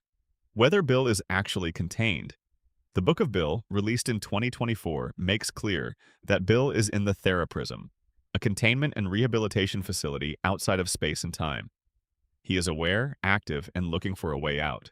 The novel's framing, presented as a book that Bill himself wrote and somehow caused to exist in the physical world, is itself a suggestion that the barrier between Bill's current containment and the material world is not entirely solid. The book ends with the image of Bill's petrified statue in the Gravity Falls forest glowing blue. If the statue is glowing, something is maintaining that glow. Something with awareness. Something with purpose. Mystery 77. 7. What happened in the town after the twins left? Gravity Falls. The town went through like an apocalypse. Every resident was either physically transformed, imprisoned in crystalline time structures, or hiding in the Mystery Shack. In the final episode's resolution, everyone is freed, reality is restored, and the episode ends warmly. But the aftermath, the psychological and practical aftermath of an actual apocalyptic event, is not shown. The residents of Gravity Falls remember Weirdmageddon. The Blind Eye Society that would previously have erased those memories was disbanded. These people lived through something genuinely traumatic and are now awake to the reality of the supernatural world around them. What does that do to a small Oregon town? How do you rebuild after that? Mystery 78. Seuss and the Mystery Shack's future. Seuss becomes the new manager of the Mystery Shack at the show's end. Stan gives it to him with clear affection and trust. But Seuss running the Mystery Shack is a scenario that raises questions the show does not address. Seuss knows what is real and what is fake about the Mystery Shack. He was there for Weirdmageddon. He knows about the journal, the portal, Bill Cipher. What does the Mystery Shack become under his management? Does he keep running it as a tourist trap? Does he open it to the genuine weirdness of the town? Does he maintain the distinction between performance and reality that Stan maintained, or does something change? Mystery 79. The fate of Gravity Falls' supernatural creatures after Weirdmageddon. The gnomes, the manotaurs, the gobblewonker, the various creatures cataloged in Ford's journals, all of them were present in and around Gravity Falls before Weirdmageddon, and were presumably affected by it. Some participated in the defense of the Mystery Shack. Some fled when the chaos began. After Weirdmageddon ended and reality normalized, what happened to the supernatural ecosystem of Gravity Falls? Are the creatures still there? Have any disappeared? Have new ones arrived through residual dimensional instability from the rift? The town's supernatural character, the weirdness that makes it Gravity Falls, is presumably still present, but its exact state after the apocalypse has never been shown. Mystery 80. The coordinates hidden in the theme song imagery. Early in the show's run, fans discovered that the tie-in website contained a map with the message located north of normal and west of weird lies the town known as Gravity Falls, Oregon. And beneath that, visible only when the text was highlighted, a set of coordinates, 44.793531 minus 121.556397. These coordinates mark a real location in Oregon. Not a settled town, but a real place in the Pacific Northwest. Alex Hirsch chose these coordinates specifically. Whether they mark something, a real place that inspired specific aspects of the show, a geographic feature that connects to lore elements, or whether they were placed purely to be found and nothing more, has never been definitively confirmed. After the end of the world, questions from the ash of Weirdmageddon. The apocalypse happened. Bill Cipher entered physical reality, transformed the landscape, crystallized people in time, built a throne of absurdity in the ruins of a small Oregon town, and ruled for what the show implies was somewhere between days and weeks. Then it ended. The erased mind of Stanley Pines closed the door that Bill had entered through because Bill made the mistake of entering a mind that loved itself less than it loved the people it was protecting. After the apocalypse, after every apocalypse, there is after. Gravity falls. The show gives us a warm, conclusive after. The people are freed. Stan comes back. The family is reunited. The twins go home. Suze takes over the shack. The town, we must assume, rebuilds. The final scenes are golden, earnest, earned. Hirsch is right to give us this ending.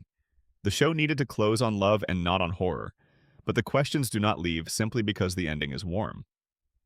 Weirdmageddon was a real event in the lives of every person in Gravity Falls.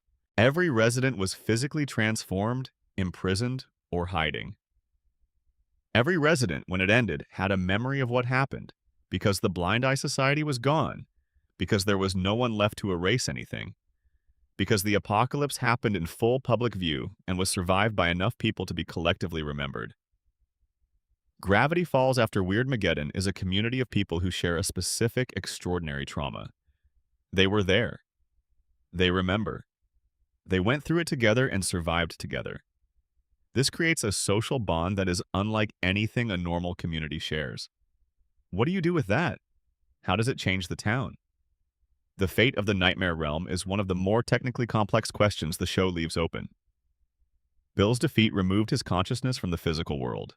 But the Nightmare Realm itself, the dimension that Bill had made his home and that he was using as a staging ground for his attack on physical reality, still exists somewhere in the cosmic geography. The rift was sealed, which closes the specific breach that Bill was using. But the Nightmare Realm is not sealed. It is just no longer immediately accessible from Gravity Falls. The entities that Bill described as living in the Nightmare Realm, things beyond even his control, pure chaos that he used as leverage and as threat, still exist in whatever way they existed before Weirdmageddon. The door is closed. The things behind the door are still there. The Time Baby reconstitutes in the year 3012. This is stated in a credit cipher at the end of the show, and it is one of those details that is easy to read as a joke. A quick gag, a cosmic reassurance that somewhere in the distant future an extremely large and extremely powerful infant will reconstitute from the particles Bill scattered him into. Except that the Time Baby was the leader of the Time Paradox Avoidance Enforcement Squadron. He controlled time travel in the show's universe. His destruction by Bill was not just the loss of one powerful entity, it was the removal of the entire bureaucratic infrastructure that managed time travel in this dimension. For roughly 1,000 years, until 3012, the Time Police are gone. What does 1,000 years of unregulated time travel look like? Blendon Blandon is out there in 1883 repairing pocket watches. What else is out there? The axolotl speaks of Bill in a poem that implies some kind of future redemption. The specific lines, "one way to possibly redeem," use the word possibly with a weight that is either hope or caution, and it is not clear which.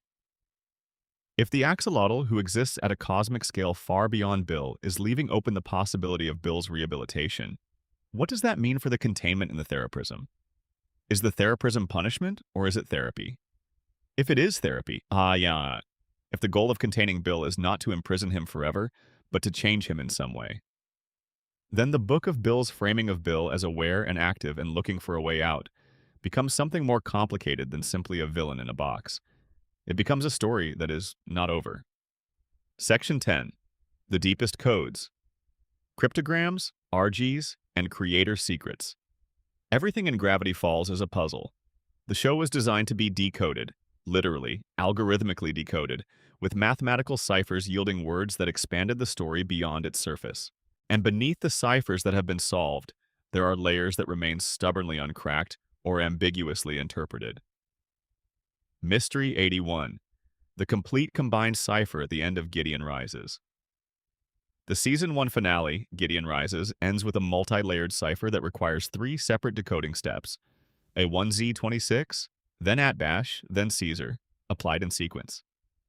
When fully decoded, it reads, "I was so blind. He lied to me. The darkness is near." This is Ford's voice from the journals, acknowledging his betrayal by Bill. The cipher itself was not the mystery. It was solved quickly. The mystery is what this confession means in the context of what Ford was writing when he wrote it. Was this written before he went through the portal? After he realized Bill's true nature, but before he was pushed through? Understanding the temporal context of this specific journal entry, when exactly Ford was, emotionally and practically, when these words went onto the page, is something the show never confirms precisely. Mystery 82. The Season 2 combined ciphers and their layered messages. In Season 2, the show shifted to the Visionaire cipher for end credits cryptograms, requiring a keyword hidden somewhere in the episode. The combined cipher used for the journal page images at the end of each episode required multiple steps. Across the season, these yielded messages like, "The man downstairs is very clever," / "Can he hide his plans forever?" and "In Cipher's game, he needs a pawn," / "Be sure to know which side you're on." These messages run in parallel to the episode plots, sometimes warning ahead of events and sometimes commenting on them from a perspective, Ford's presumably, that understands more than any individual character does at that point in the narrative. Taken together, the full sequence of Season 2 ciphers tells a parallel story. Whether that complete parallel story has been fully assembled and read as a coherent text is uncertain. Mystery 83. The whispers in the theme song. The Gravity Falls theme song contains a whisper, played in reverse, that changes over the course of the show. In the first 6 episodes of Season 1, it says 3 letters back, a reference to the Caesar cipher. In episodes 7 through 13, it changes to switch A with Z, the Atbash cipher. In 14 through 19, it says 26 letters for the A1Z26. In the Season 2 premiere, it changes to Key Visionaire. In the episode Not What He Seems, the whisper changes again, this time to Not What He Seems, which breaks the cipher instruction pattern to make a direct narrative comment. In the finale, it shifts one more time.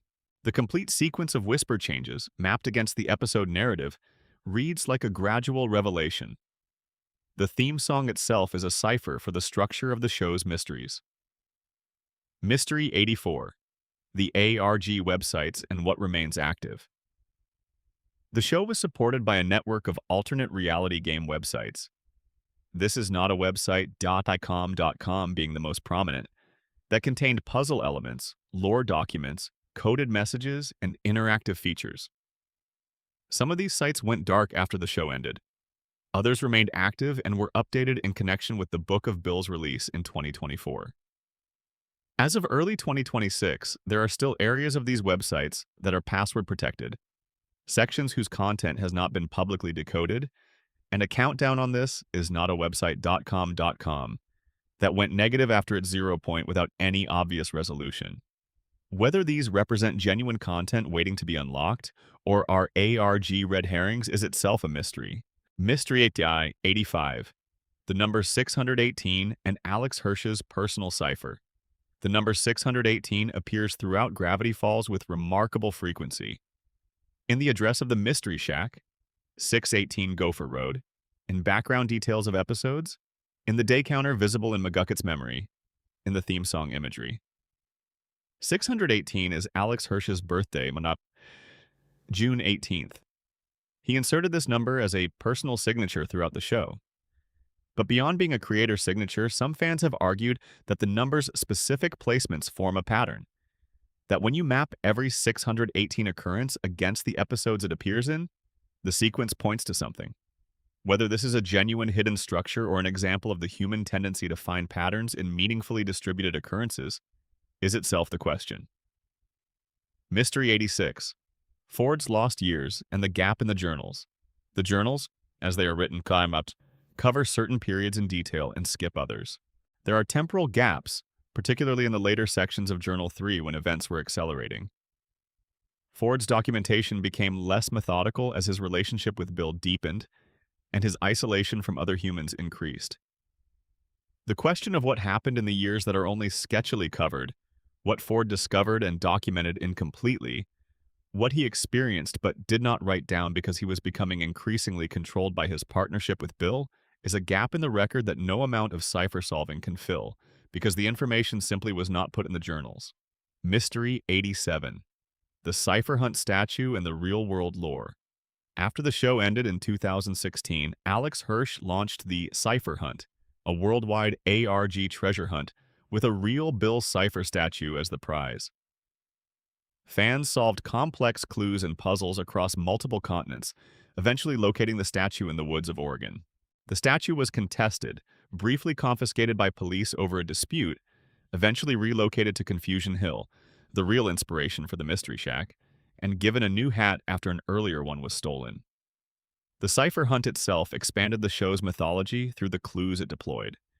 Each clue was a piece of lore, a story fragment, a coded message that added to the Gravity Falls universe. Whether all of those ARG lore pieces have been fully integrated into fan understanding of the show's mythology is not certain. And the question of whether the statue, now physically existing in the real world, in a real location, is meant to carry symbolic weight beyond the ARG, is one that fans continue to debate. Mystery 88. The Book of Bill's password-protected content. The Book of Bill, as a physical object, contains multiple layers of encrypted content. Some sections are coded using novel ciphers introduced specifically in the book. Some pages reference websites and external resources that contain additional information. The Barnes & Noble exclusive edition contains additional pages not in the standard version, and the website associated with the book contains sections that were locked at the time of publication and have not been publicly unlocked as of early 2026. Whether these represent timed release mechanisms, content intended to be unlocked at specific future dates, or puzzles whose solutions have simply not been found yet, has not been established. Mystery 89. The significance of the Zodiac characters who never formed the circle. The Bill Cipher Zodiac. The wheel of 12 symbols representing the people who, working together, could destroy Bill, was the show's ultimate unification device. In the finale's climactic sequence, the characters gather to form the Zodiac and fail, interrupted at the last moment by a fight between Stan and Ford that breaks the circle and allows Bill to capture them both. This failure is what leads to the sacrifice play of erasing Stan's mind. But the Zodiac itself raises a question. Who are all 12 symbols? And does the fact that they correspond to specific characters mean that those characters had specific roles in the ritual that were never explained? The ritual almost worked. If it had worked, what would each person have contributed? What made each symbol person necessary? Mystery 90. Whether Alex Hirsch designed a Gravity Falls he did not make. In several interviews, Hirsch has mentioned early development concepts for Gravity Falls that never made it into the final show. Characters who were cut, storylines that were outlined but abandoned, lore that existed in development documents that never appeared on screen. Given the care that went into every element of the show that did appear, the question of what exists in those development documents, whether there are resolved answers to questions the show left open, or whether some of those questions were left open precisely because the development process never resolved them, is one that the show's creator has never fully addressed. The language beneath the language. Reading what Gravity Falls hid in plain sight. There is a specific pleasure unique to Gravity Falls, and it exists nowhere else in exactly this form. The pleasure of decoding, not interpreting. That is a softer, more impressionistic act. Decoding is mathematical. You apply a transformation, and if you have done it correctly, nonsense becomes language. The show's cryptograms are not metaphors, they are arithmetic. And the people who decoded them in real time, watching on their televisions and immediately going to their computers with notebooks and pencils, were doing something genuinely collaborative with the show's creators. They were doing what the show wanted them to do. The ciphers were an invitation. The sequence of cipher methods across the show's run is itself a story. Caesar first, the simplest rotation cipher, shift every letter back by 3 positions. 3 journals. The first cipher tool mirrors the show's most fundamental number. Then @bash, the inversion cipher, A becomes Z, B becomes Y, the alphabet folded back on itself, everything reversed. Reversal is a central motif of the show, everything hidden being the mirror image of something visible. Then A1Z26, pure substitution, letters as numbers, the alphabet reduced to arithmetic. In a show about science and mystery, encoding language as math is exactly right. Then Visionaire, the complex cipher requiring a keyword, requiring something already known in order to decode the new thing. By season 2, you cannot decode the show's secrets without the show's secrets. The cipher is recursive. The knowledge is its own key. The transition in Not What He Seems, where the theme song whisper breaks from cipher instruction to direct narrative statement, is one of the more quietly extraordinary moments in the show's design. The theme song has been telling you how to decode the end credits for the entire run. Suddenly it stops teaching and starts speaking. The rules changed. The show is telling you directly, without cipher, without encoding, not what he seems. The thing you thought was one kind of message is something else. The tool you have been using to decode the show is itself showing you that your decoding approach has changed. It is meta in the best possible way. The cipher infrastructure of the show briefly becomes self-aware and comments on the narrative. The ARG around the show's release was extraordinary for its time, and in retrospect remains extraordinary. This is not a website. .com was active during the show's broadcast and contained content that went beyond what the episodes showed. Fans found it, decoded its contents, shared results in forums, and built a collaborative intelligence operation that Hirsch and his team were simultaneously impressed by and presumably running slightly ahead of. The show's ARG was not a passive companion feature.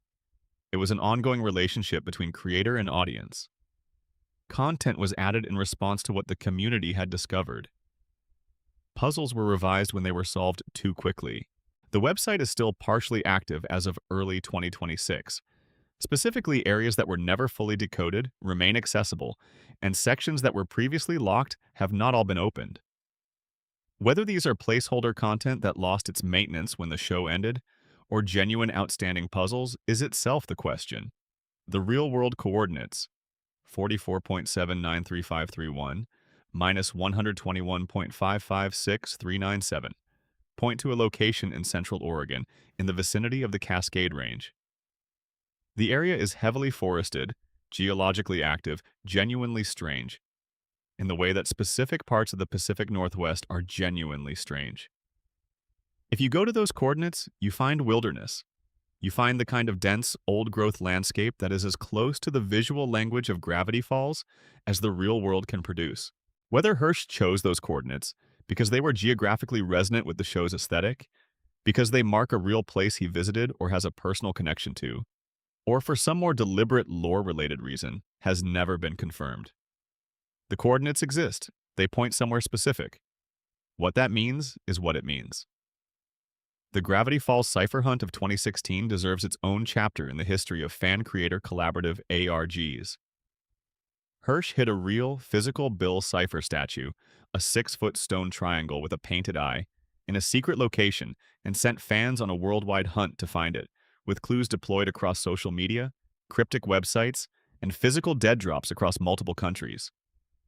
The hunt involved puzzles on multiple continents, cooperation among thousands of fans, and a conclusion so dramatic and contested that it included law enforcement briefly confiscating the statue when a legal dispute arose about who had the rights to claim it. The statue was found in the Oregon woods. Then it was moved to Confusion Hill. Then it was given a hat, which was stolen, replaced, and stolen again. The statue is a real object in the real world, a physical artifact of the show's mythology, and its current condition, sitting at Confusion Hill with its eye open, its hat situation unresolved, is simultaneously absurd and kind of perfect for something associated with Bill Cipher. Section 11. The town itself. Gravity Falls. Oregon's impossible history. We have spent this entire script circling around it, and now we come to the center of it all. The town. Gravity Falls, Oregon itself. A place that is demonstrably, provably impossible by the laws of ordinary physics and should not exist in the form it does, and yet exists with a gas station and a post office and a diner and families and a school and all the infrastructure of an unremarkable small town, wrapped around an absolute impossibility. Mystery 91. What actually causes the weirdness? Ford's theory, developed over his years of research, is that Gravity Falls sits on a dimensional weak point, a location where the barrier between this dimension and others is unusually thin, allowing phenomena from other dimensions to bleed through.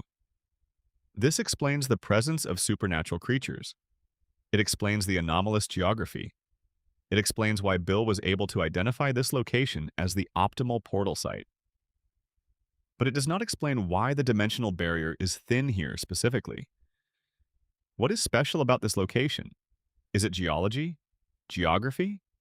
Something that happened here long ago? Something that was done here deliberately? The thin barrier is a description of the phenomenon, not an explanation of its cause. Mystery 92. The floating cliffs and what is underground. Ford's journal note about the floating cliffs, the answer may be underground, was never followed up on in the show. The cliffs exist, they float. They should not. Ford suspects the answer is below the surface. He apparently never found that answer, or found it, and did not include it in the journals. The floating cliffs are one of the most consistently present anomalies in the show's geography, appearing in the background of multiple episodes, referenced in the journals as significant and completely unexplained by the show's conclusion. Mystery 93. The ancient carvings and who made them. Throughout the forest and geological features of Gravity Falls, there are carvings, marks, and structures that predate European contact with the area. Some of these appear in Ford's journals as evidence of the supernatural activity's long history. Some of them depict the Bill Cipher zodiac or its individual symbols. If indigenous peoples of this area were aware of Bill Cipher and the zodiac thousands of years ago, if they carved warnings about a triangular entity into the rock faces of this valley, that represents a history of human supernatural interaction in this location that goes back millennia, and that the show is completely silent about. Mystery 94. The town's population and who knows what. Gravity Falls is a small town. The population is finite and relatively tight-knit. Over the course of the show, it becomes clear that different residents have different levels of awareness of the town's weirdness. Some, like the Society of the Blind Eye, have deliberately suppressed that awareness in themselves and others. Some, like Grunkle Stan, Pre-Truth, pretend ignorance. Some, like Wendy and Seuss, have varying degrees of acceptance of the supernatural. After Weirdmageddon, the population of Gravity Falls went through an apocalypse together. Every living person in the town was affected. The Blind Eye Society was gone. There was no more suppression mechanism. All of Gravity Falls woke up to its reality at the same moment. What does a community do with that? How does a town process having been the site of a dimensional apocalypse? Mystery 95. The Mystery Shack's architecture and why it doesn't make sense. The Mystery Shack, as a physical building, has been analyzed by fans extensively. Its internal dimensions do not correspond to its external appearance. Rooms exist that should not fit within the structure. Doorways lead to spaces that are too large. This could be artistic license. Animated buildings often work this way for practical storytelling reasons. But in a show where every detail is potentially meaningful, the building that does not follow spatial logic is either a background joke or a suggestion that the Mystery Shack itself is affected by the dimensional weirdness of its location. If the shack sits on a supernatural hotspot powerful enough to power an interdimensional portal, might that energy also subtly distort the physical reality of the space above it? Mystery 96.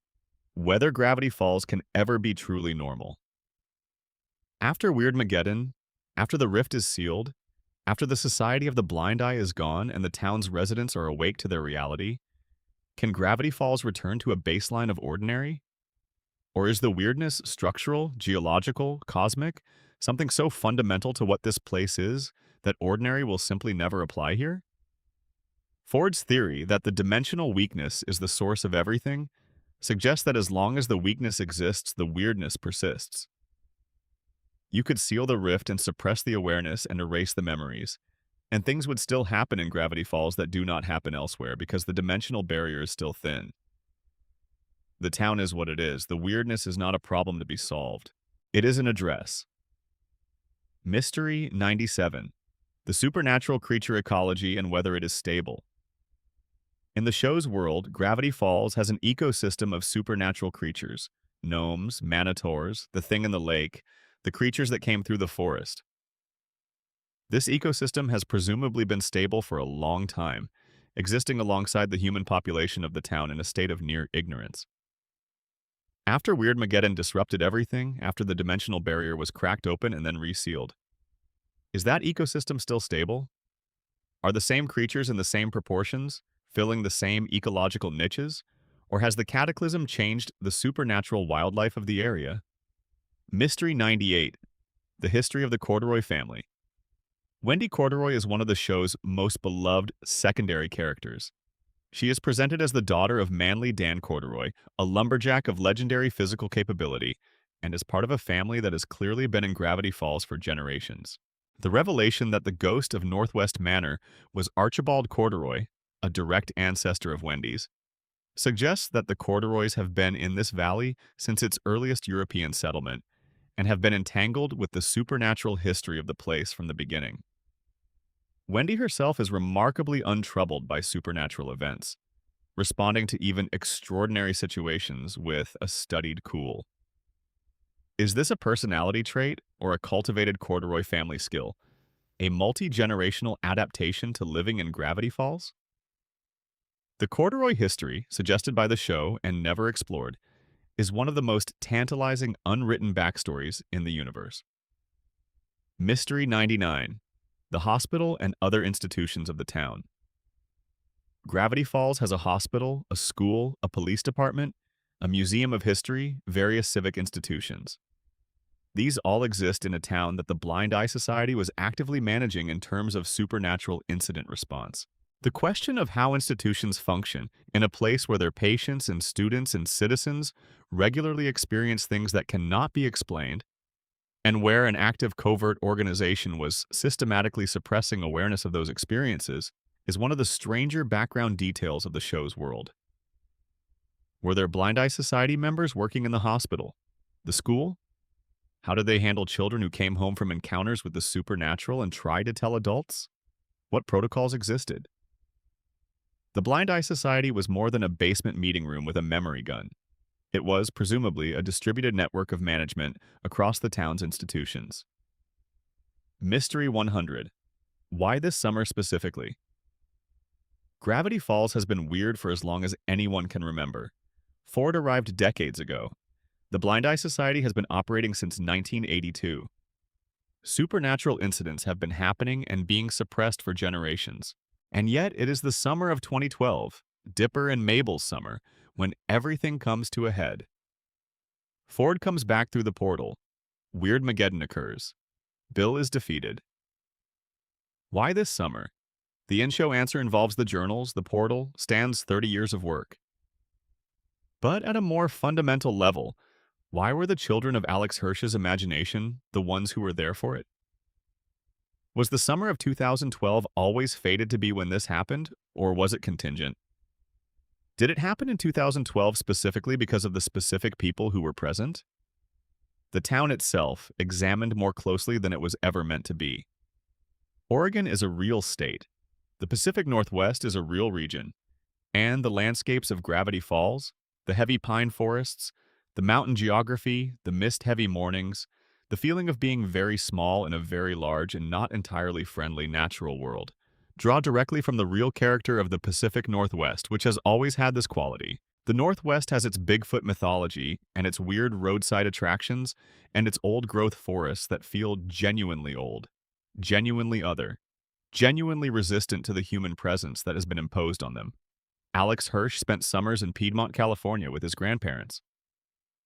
That is the documented biographical origin of the show. The grandparent figure became Stan. The summer became the premise.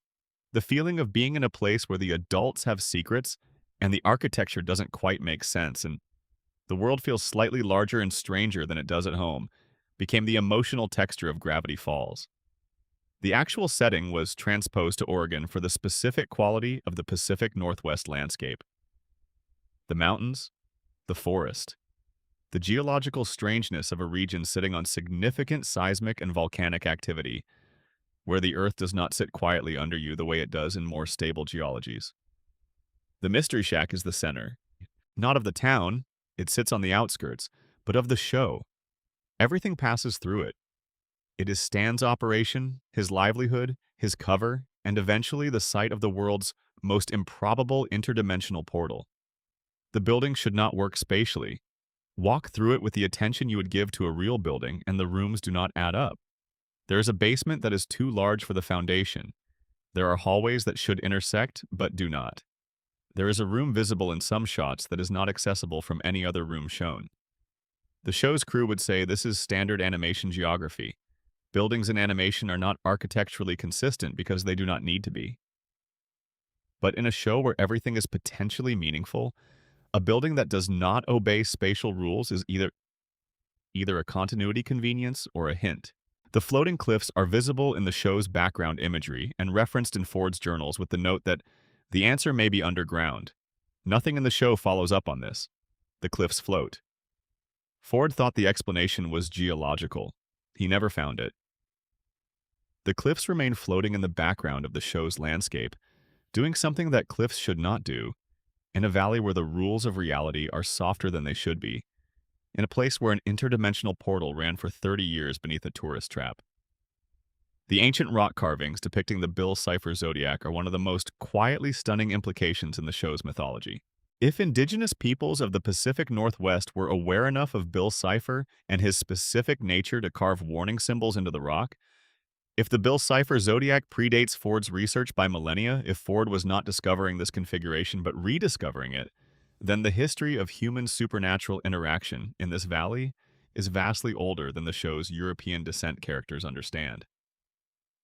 The show gestures at this without pursuing it. It is perhaps an area where the show's creators rightly felt they lacked the authority to tell the story fully. But the implication remains. Bill Cipher has been here before. People have tried to warn about him before. The information was carved into stone because stone lasts. It lasted. Nobody knew enough to the valley read it correctly. Section 12. The Final Unsolved. What we'll never know and why that's the point. We are at the end of the list. Not the end of the mysteries. There is no end to the mysteries, which is what has kept this fandom alive for more than a decade after the show concluded. But we are at the final section of this script, where the remaining mysteries live, and where I want to talk honestly about what Gravity Falls' unanswered questions mean and why they matter. Mystery 101. The full scope of what Hirsch planned but could not make. Alex Hirsch has talked in interviews about wanting to make a movie. He has talked about stories for Dipper and Mabel that extend beyond the show's run. He has described the world of Gravity Falls as larger than any 2 seasons of television could contain. The Book of Bill, released in 2024, represents an expansion of the mythology in a specific direction. But the broader continuation, the stories that exist in Hirsch's mind and nowhere else, remains inaccessible. The gap between what was planned and what was made is one of the show's most discussed shadows. Mystery 102. What Ford's grand unified theory of weirdness would have said. Ford arrives in Gravity Falls with the ambition to construct what he calls a grand unified theory of weirdness. A comprehensive explanation for all the anomalous phenomena concentrated in the town. He never completes it. He gets too close to Bill, gets pushed through the portal, and the theory remains unfinished. When he returns, the priorities have shifted to stopping the apocalypse rather than theorizing about its source. The complete grand unified theory of weirdness. What Ford would have concluded had he been able to work in peace, without Bill's interference, with the full 30 years of interdimensional experience and the pre-exile years of local research, is one of the great what-ifs of the universe. Mystery 103. The question of Dipper's legacy. Ford offers Dipper an apprenticeship. He sees in his great-nephew the intellect, the curiosity, and the drive that defined his own young self, without the insecurity that made Ford vulnerable to Bill. The offer is made. The summer ends before it is fully resolved. Dipper chooses to go home with Mabel because the bond with his twin is ultimately what grounds him. But the apprenticeship question, whether Dipper eventually takes it up, whether he becomes what Ford was, whether he becomes what Ford could have been, is left completely open. In the Gravity Falls universe, there is presumably a Dipper Pines in his early 20s right now, having grown up after that summer. What is he doing? The show does not say. Mystery 104. Whether the axolotl is truly benevolent. The axolotl is presented in the children's novel and in the Book of Bill as a powerful cosmic entity associated with order rather than chaos. The opposite of Bill in some fundamental way. But the poem about the axolotl that appears in the children's novel is cryptic in ways that do not resolve cleanly into this entity is on humanity's side. It speaks of Bill's suffering. It implies awareness of and perhaps sympathy for things that it also contains. An entity that operates at the level of the axolotl, outside of the normal categories of good and evil, cannot be assumed to be simply benevolent. What does the axolotl actually want from Gravity Falls? Why is it involved in this specific drama at all?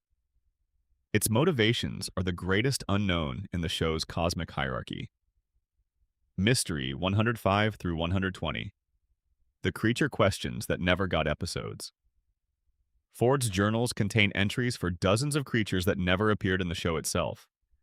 The pterodactyl, the dinosaur in the giant underground cave, the various entities referenced in journal margin notes that did not receive episode-length treatment.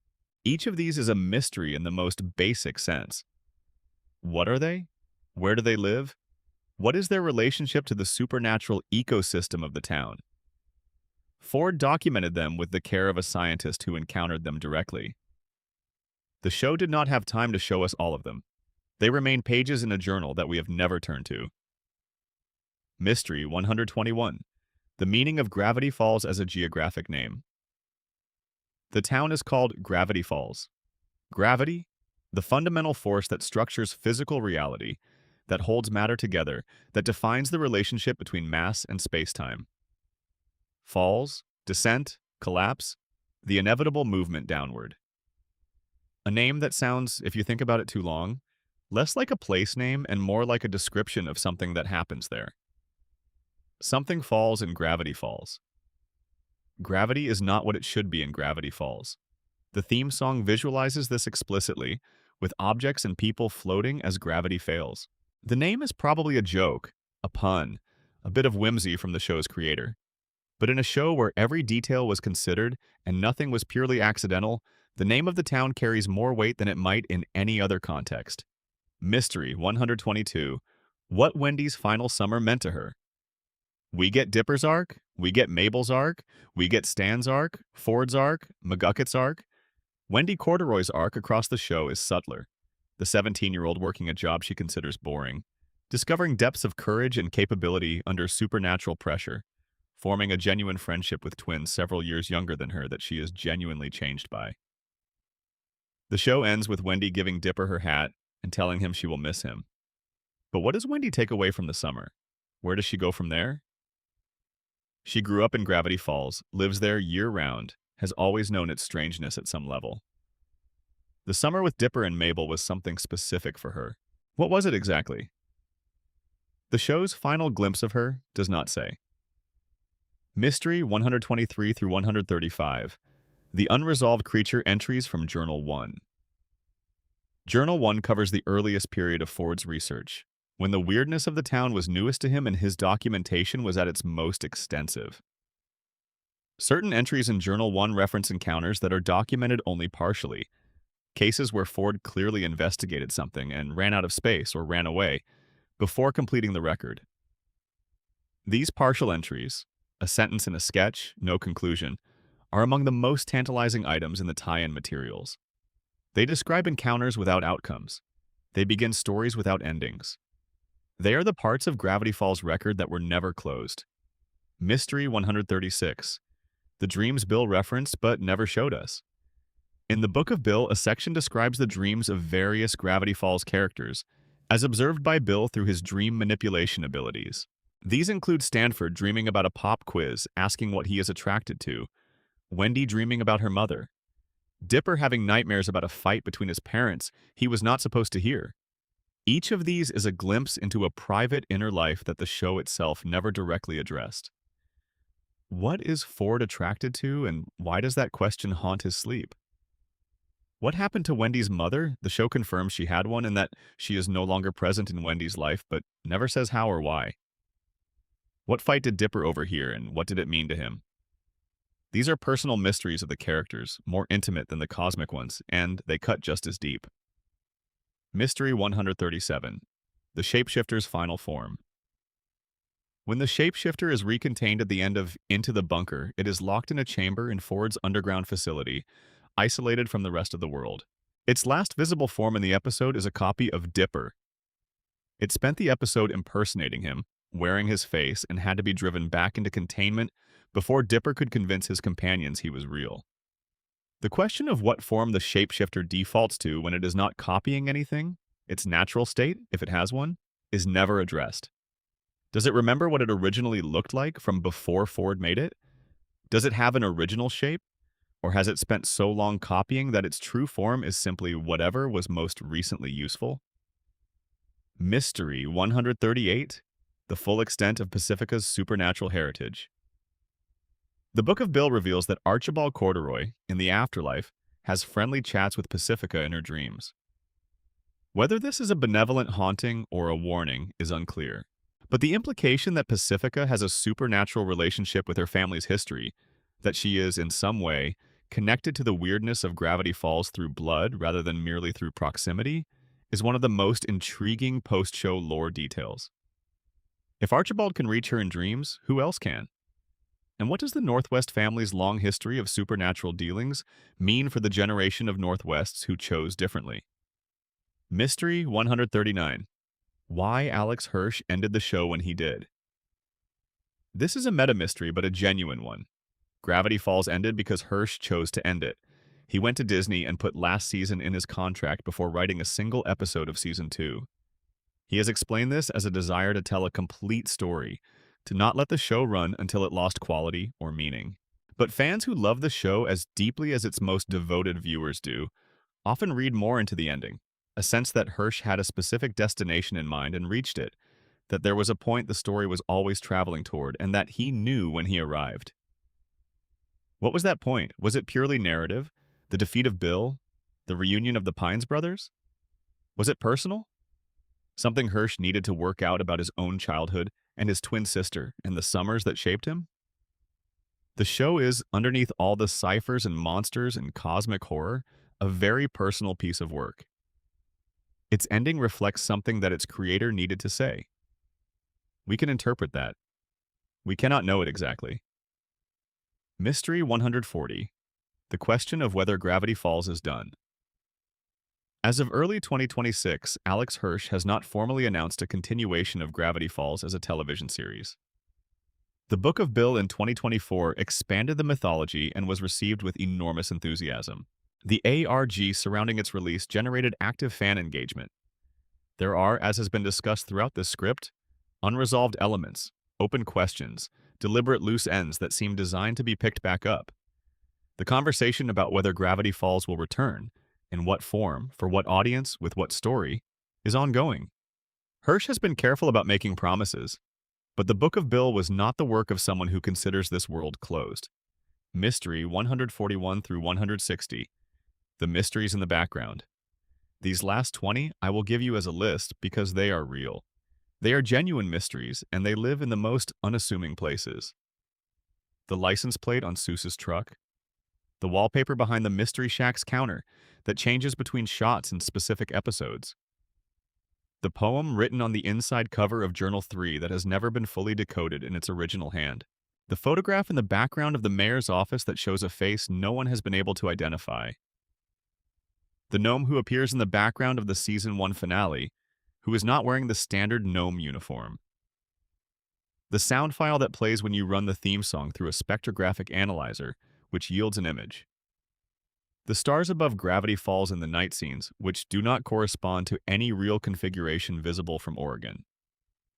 The label on the box in Ford's laboratory that says, "Do not open, project illegible," in an episode where the camera is moving too fast to freeze the frame.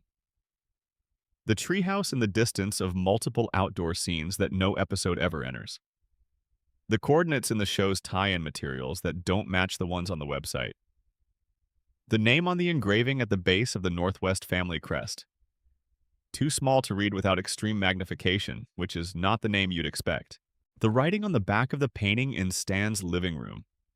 The recurring figure visible in the tree line in 3 separate outdoor scenes, always just inside the frame, always in the same posture, watching.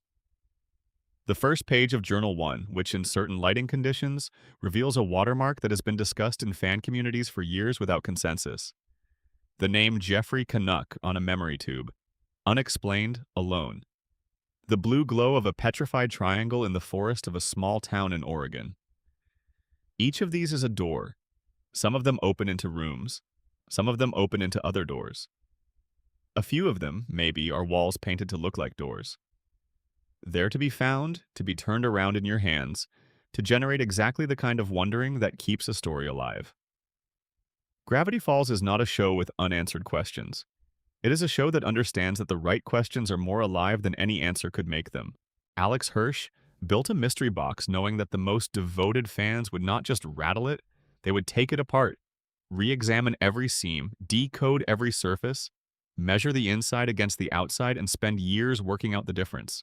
He built a world that rewards that attention, that has more in it the longer you look, that is genuinely and deliberately inexhaustible. The town in the mountains, the mist in the trees, the compass that spins near the floating cliffs, the light under the door that does not appear in the floor plan, the static in the middle of a clear night, the feeling, persistent and specific, that the forest knows you are standing at its edge and is quietly, patiently, keeping something just out of your sight. That feeling is Gravity Falls. It does not have an ending. It has everything else, my. 160 Mysteries. The Final Accounting. We have reached the end, and the end is not an ending. Let me walk through the last 20 mysteries, 141 through 160, with the full attention they deserve. Mystery 141 involves the license plate on Seuss's truck. The plate, in a background shot in the Season 1 episode that focuses on Seuss's backstory, is partially obscured by dirt. The visible portion has been argued to contain a cipher arrangement rather than a standard Oregon plate number. Fans have enhanced the frame and proposed several readings. None have been confirmed as intentional. Mystery 142 is the wallpaper behind the Mystery Shack's front counter. In at least 3 episodes, the pattern on this wallpaper is subtly different. Not the same repeating design and the same arrangement. This is either a continuity error, which happens in animation and means nothing, or a deliberate detail that someone on the background art team inserted, knowing that the most dedicated viewers would notice. The wallpaper changes are too specific and too deliberate looking to feel accidental, but no one has explained them. Mystery 143 is the poem on the inside cover of Journal 3. In the real-world tie-in book, there is a passage written in a hand that is Ford's, but stylistically different from his note-taking hand, more careful, more formal, as if written with ceremony. Parts of it are legible. Parts are obscured by aging or deliberate degradation of the page. The legible portions suggest something about the nature of the dimensional barrier and about Ford's relationship to the work he was doing.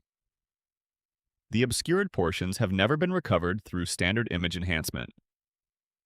Whether they contain meaningful content or are purely atmospheric decoration is unknown. Mystery 144 is the photograph in the background of the mayor's office. Gravity Falls has a mayor. Mayor Befufflefumble, one of the show's comedic background characters. His office, visible in a small number of scenes, contains a framed photograph on the wall behind his desk that shows a face. The face has been isolated by fans using frame-by-frame analysis.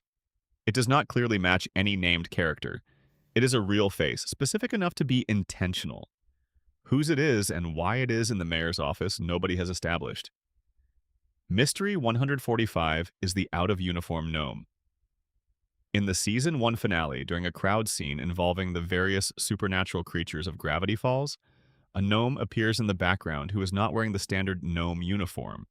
The red hat, the red outfit, the general gnome aesthetic. This gnome is dressed differently.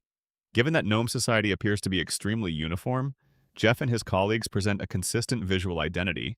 A gnome dressed differently is either an animation error or an individual with a different role or a different affiliation. The show does not acknowledge it.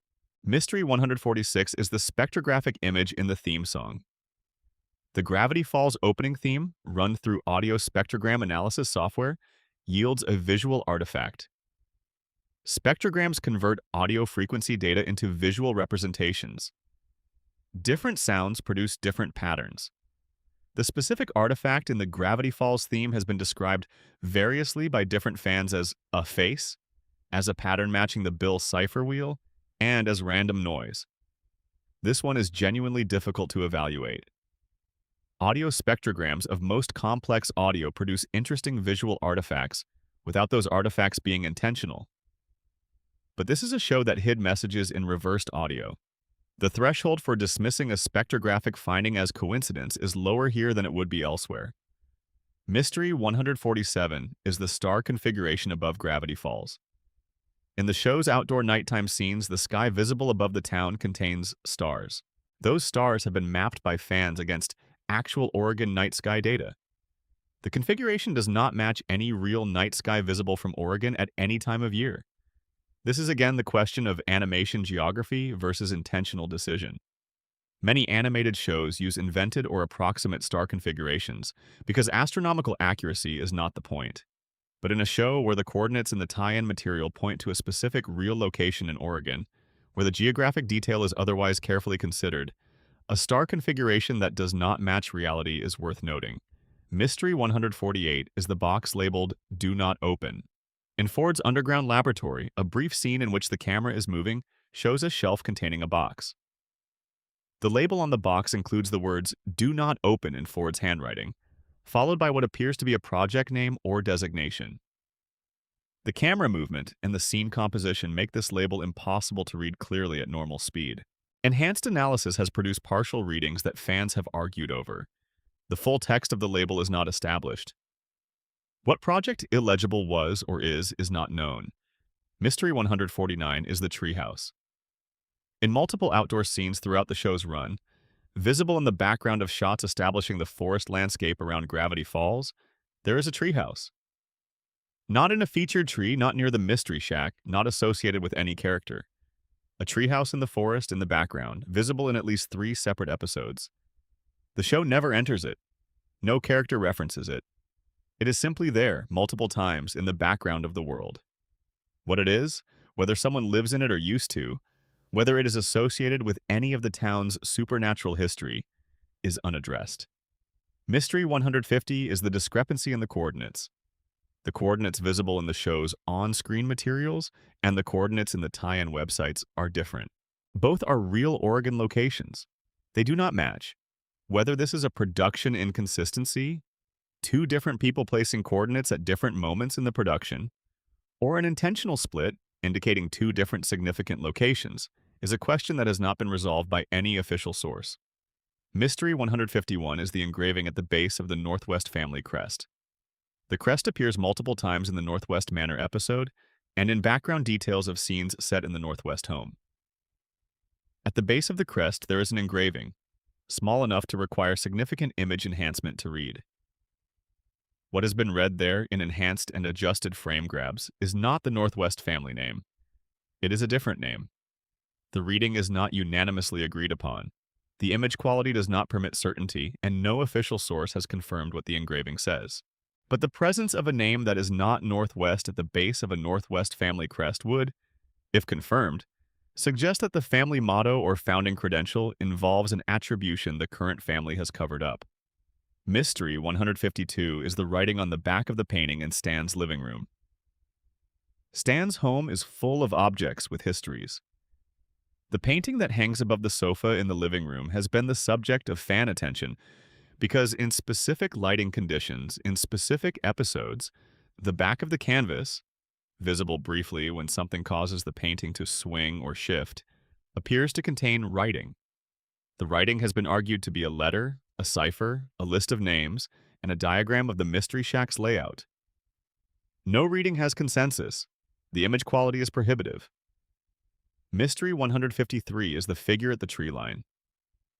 In 3 outdoor scenes across different episodes, at the edge of the forest where the trees begin, there is a figure, partially obscured, standing still, in the same posture across all 3 appearances. Slightly turned, as if looking at the characters in the foreground without wanting to be seen. Not animated. Static against the moving foreground. Too consistent across 3 different episodes to be an accident. Not referencing any named character visible elsewhere in the show. This figure has generated significant fan discussion, with theories ranging from Bill Cipher manifesting in a form the characters are not equipped to see, to a specific character whose storyline was cut before it reached the screen, to a deliberate haunt, an element of the show's atmosphere design that was inserted precisely to be noticed and precisely never to be explained. Mystery 154 is the Journal 1 watermark. The real-world Journal 3 tie-in contains pages that are meant to represent Journal 1 when it is quoted or excerpted. Under certain lighting conditions, one of these pages shows what appears to be a watermark, a very faint image or text visible against the page when light is transmitted through it rather than reflected off it. The watermark has been described as a face, as a symbol, as a number, and as a short phrase. The community has not reached consensus on what it shows, and the publisher has not addressed whether it is intentional. Mystery 155 is the shadow in the Stan O. War stateroom. In the brief scenes set aboard the ship that Stan and Ford take to sea at the show's end, there is a shadow visible in one shot of the stateroom that does not correspond to any object visible in the frame. The shadow has a distinct shape, angular, triangular in some fan analyses, though others describe it as organic. This one may be the most likely to be simple production error, a shadow from an off-camera prop or lighting element that made it into the final frame. But it is in a scene with Bill Cipher's greatest enemy and the person who defeated him. A triangular shadow in that specific context is not easy to dismiss. Mystery 156 is the continuation of the ARG after 2024. The Book of Bill's publication in July 2024 was accompanied by renewed activity on the show's ARG infrastructure. The website thisisnotawebsite.com was updated. New content appeared. A countdown was placed on the site that reached its 0 point and, rather than triggering a resolution, simply went negative. The counter continues to count below 0 as of early 2026. This could be a technical error, an abandoned countdown whose resolution was never deployed. It could be a deliberate state. The counter is supposed to go negative. Its passage through 0 was the event. What the event means is the puzzle. Or it could be a live puzzle whose solution has not yet been found. The 3 possibilities lead to very different conclusions about whether there is still active content waiting to be discovered. Mystery 157 is the name on the memory tube. The Hall of Forgotten held the memories erased by the Society of the Blind Eye. When the society was discovered and disbanded, the memories were returned to their owners. But not every memory tube is accounted for in the episode's action. Specifically, the tube labeled with the name Jeffrey Canuck is shown clearly and never retrieved or returned. Did Jeffrey Canuck get his memory back? Is he walking around somewhere in Gravity Falls with a gap in his personal history that was never filled? The show does not follow up. Jeffrey Canuck exists with a name on a tube and nothing more. Mystery 158 is the blue glow of the Bill Cipher statue. The Book of Bill confirms that Bill is contained in the Theraprism. The Book of Bill also ends with the image of the petrified Bill Cipher statue. The stone triangle standing in the forest of Oregon, the one real visitors to Confusion Hill can see, and describes it as glowing blue. A stone statue glows when it has energy in it. A stone statue glows when the consciousness it contains is active. The glow is described as faint but present. A faint but present glow in the statue of a defeated villain, in a book written by that villain, in a story where the villain's defeat has been established as not entirely final, is the most careful and considered way to end a document without ending a story. Mystery 159 is the question of what Dipper is doing right now. Dipper Pines would be, as of this video's production, somewhere in his early 20s. He grew up after that summer. He went home. He presumably went to school, had a life, made choices. The question of what those choices were, whether he pursued the research Ford offered, whether he maintained contact with gravity falls, whether the summer permanently changed the direction of his life, is one that exists only as fan projection. The show ends with him 12 years old in the back of a car. Everything after is blank. Everything after is yours to imagine, which is probably precisely how Hirsch intended it. Mystery 160 is the final mystery, and it is not a mystery about the show at all. It is a mystery about you. You came to this video with something, a memory of watching Gravity Falls, or watching someone else watch it, or reading about it and feeling like you had missed something worth going back for. You came with a question, even if you could not have stated it before pressing play. And now you have sat with 160 mysteries, some of which have partial answers and some of which have none, and some of which may have answers in a book released in 2024 that opened as many doors as it closed, and you are still here. The mystery of Gravity Falls is ultimately the mystery of why you stayed. Why this story, in particular, has the specific hold it has. Why a show about a summer in Oregon, made by a young animator with a sketch pad and a childhood full of questions, asks something of you that most other stories do not. That is the mystery worth sitting with. It is the only one for which you are uniquely qualified to find the answer. So that is 160. That is the list as complete as it can be made from here. Some of them will be answered by future projects, by archival discoveries, by Alex Hirsch deciding to say something in an interview that finally closes a door. Some of them will remain open forever, not because the answer does not exist somewhere, but because the pathway to it no longer exists or was never open to us. And some of them were always meant to be open, were designed to be open, were built as questions specifically because a question that stays alive in the mind does more for a story than any answer could. Gravity Falls is a show about the joy and terror of curiosity. Dipper is curiosity embodied. The kid who finds the journal and cannot put it down, who pushes every door, who stays up past midnight, decoding ciphers and cannot stop himself even when the answers start to scare him. Mabel is the joy embodied. The kid who is delighted by the world's strangeness rather than frightened of it, who collects weird things and loves them, who finds in the summer's impossibility not a threat but a gift. Together they are the full experience of being genuinely alive and paying attention. The world is strange, the world is beautiful. The world is terrifying. The world is yours if you are paying attention. 160 mysteries. The forest is still dark.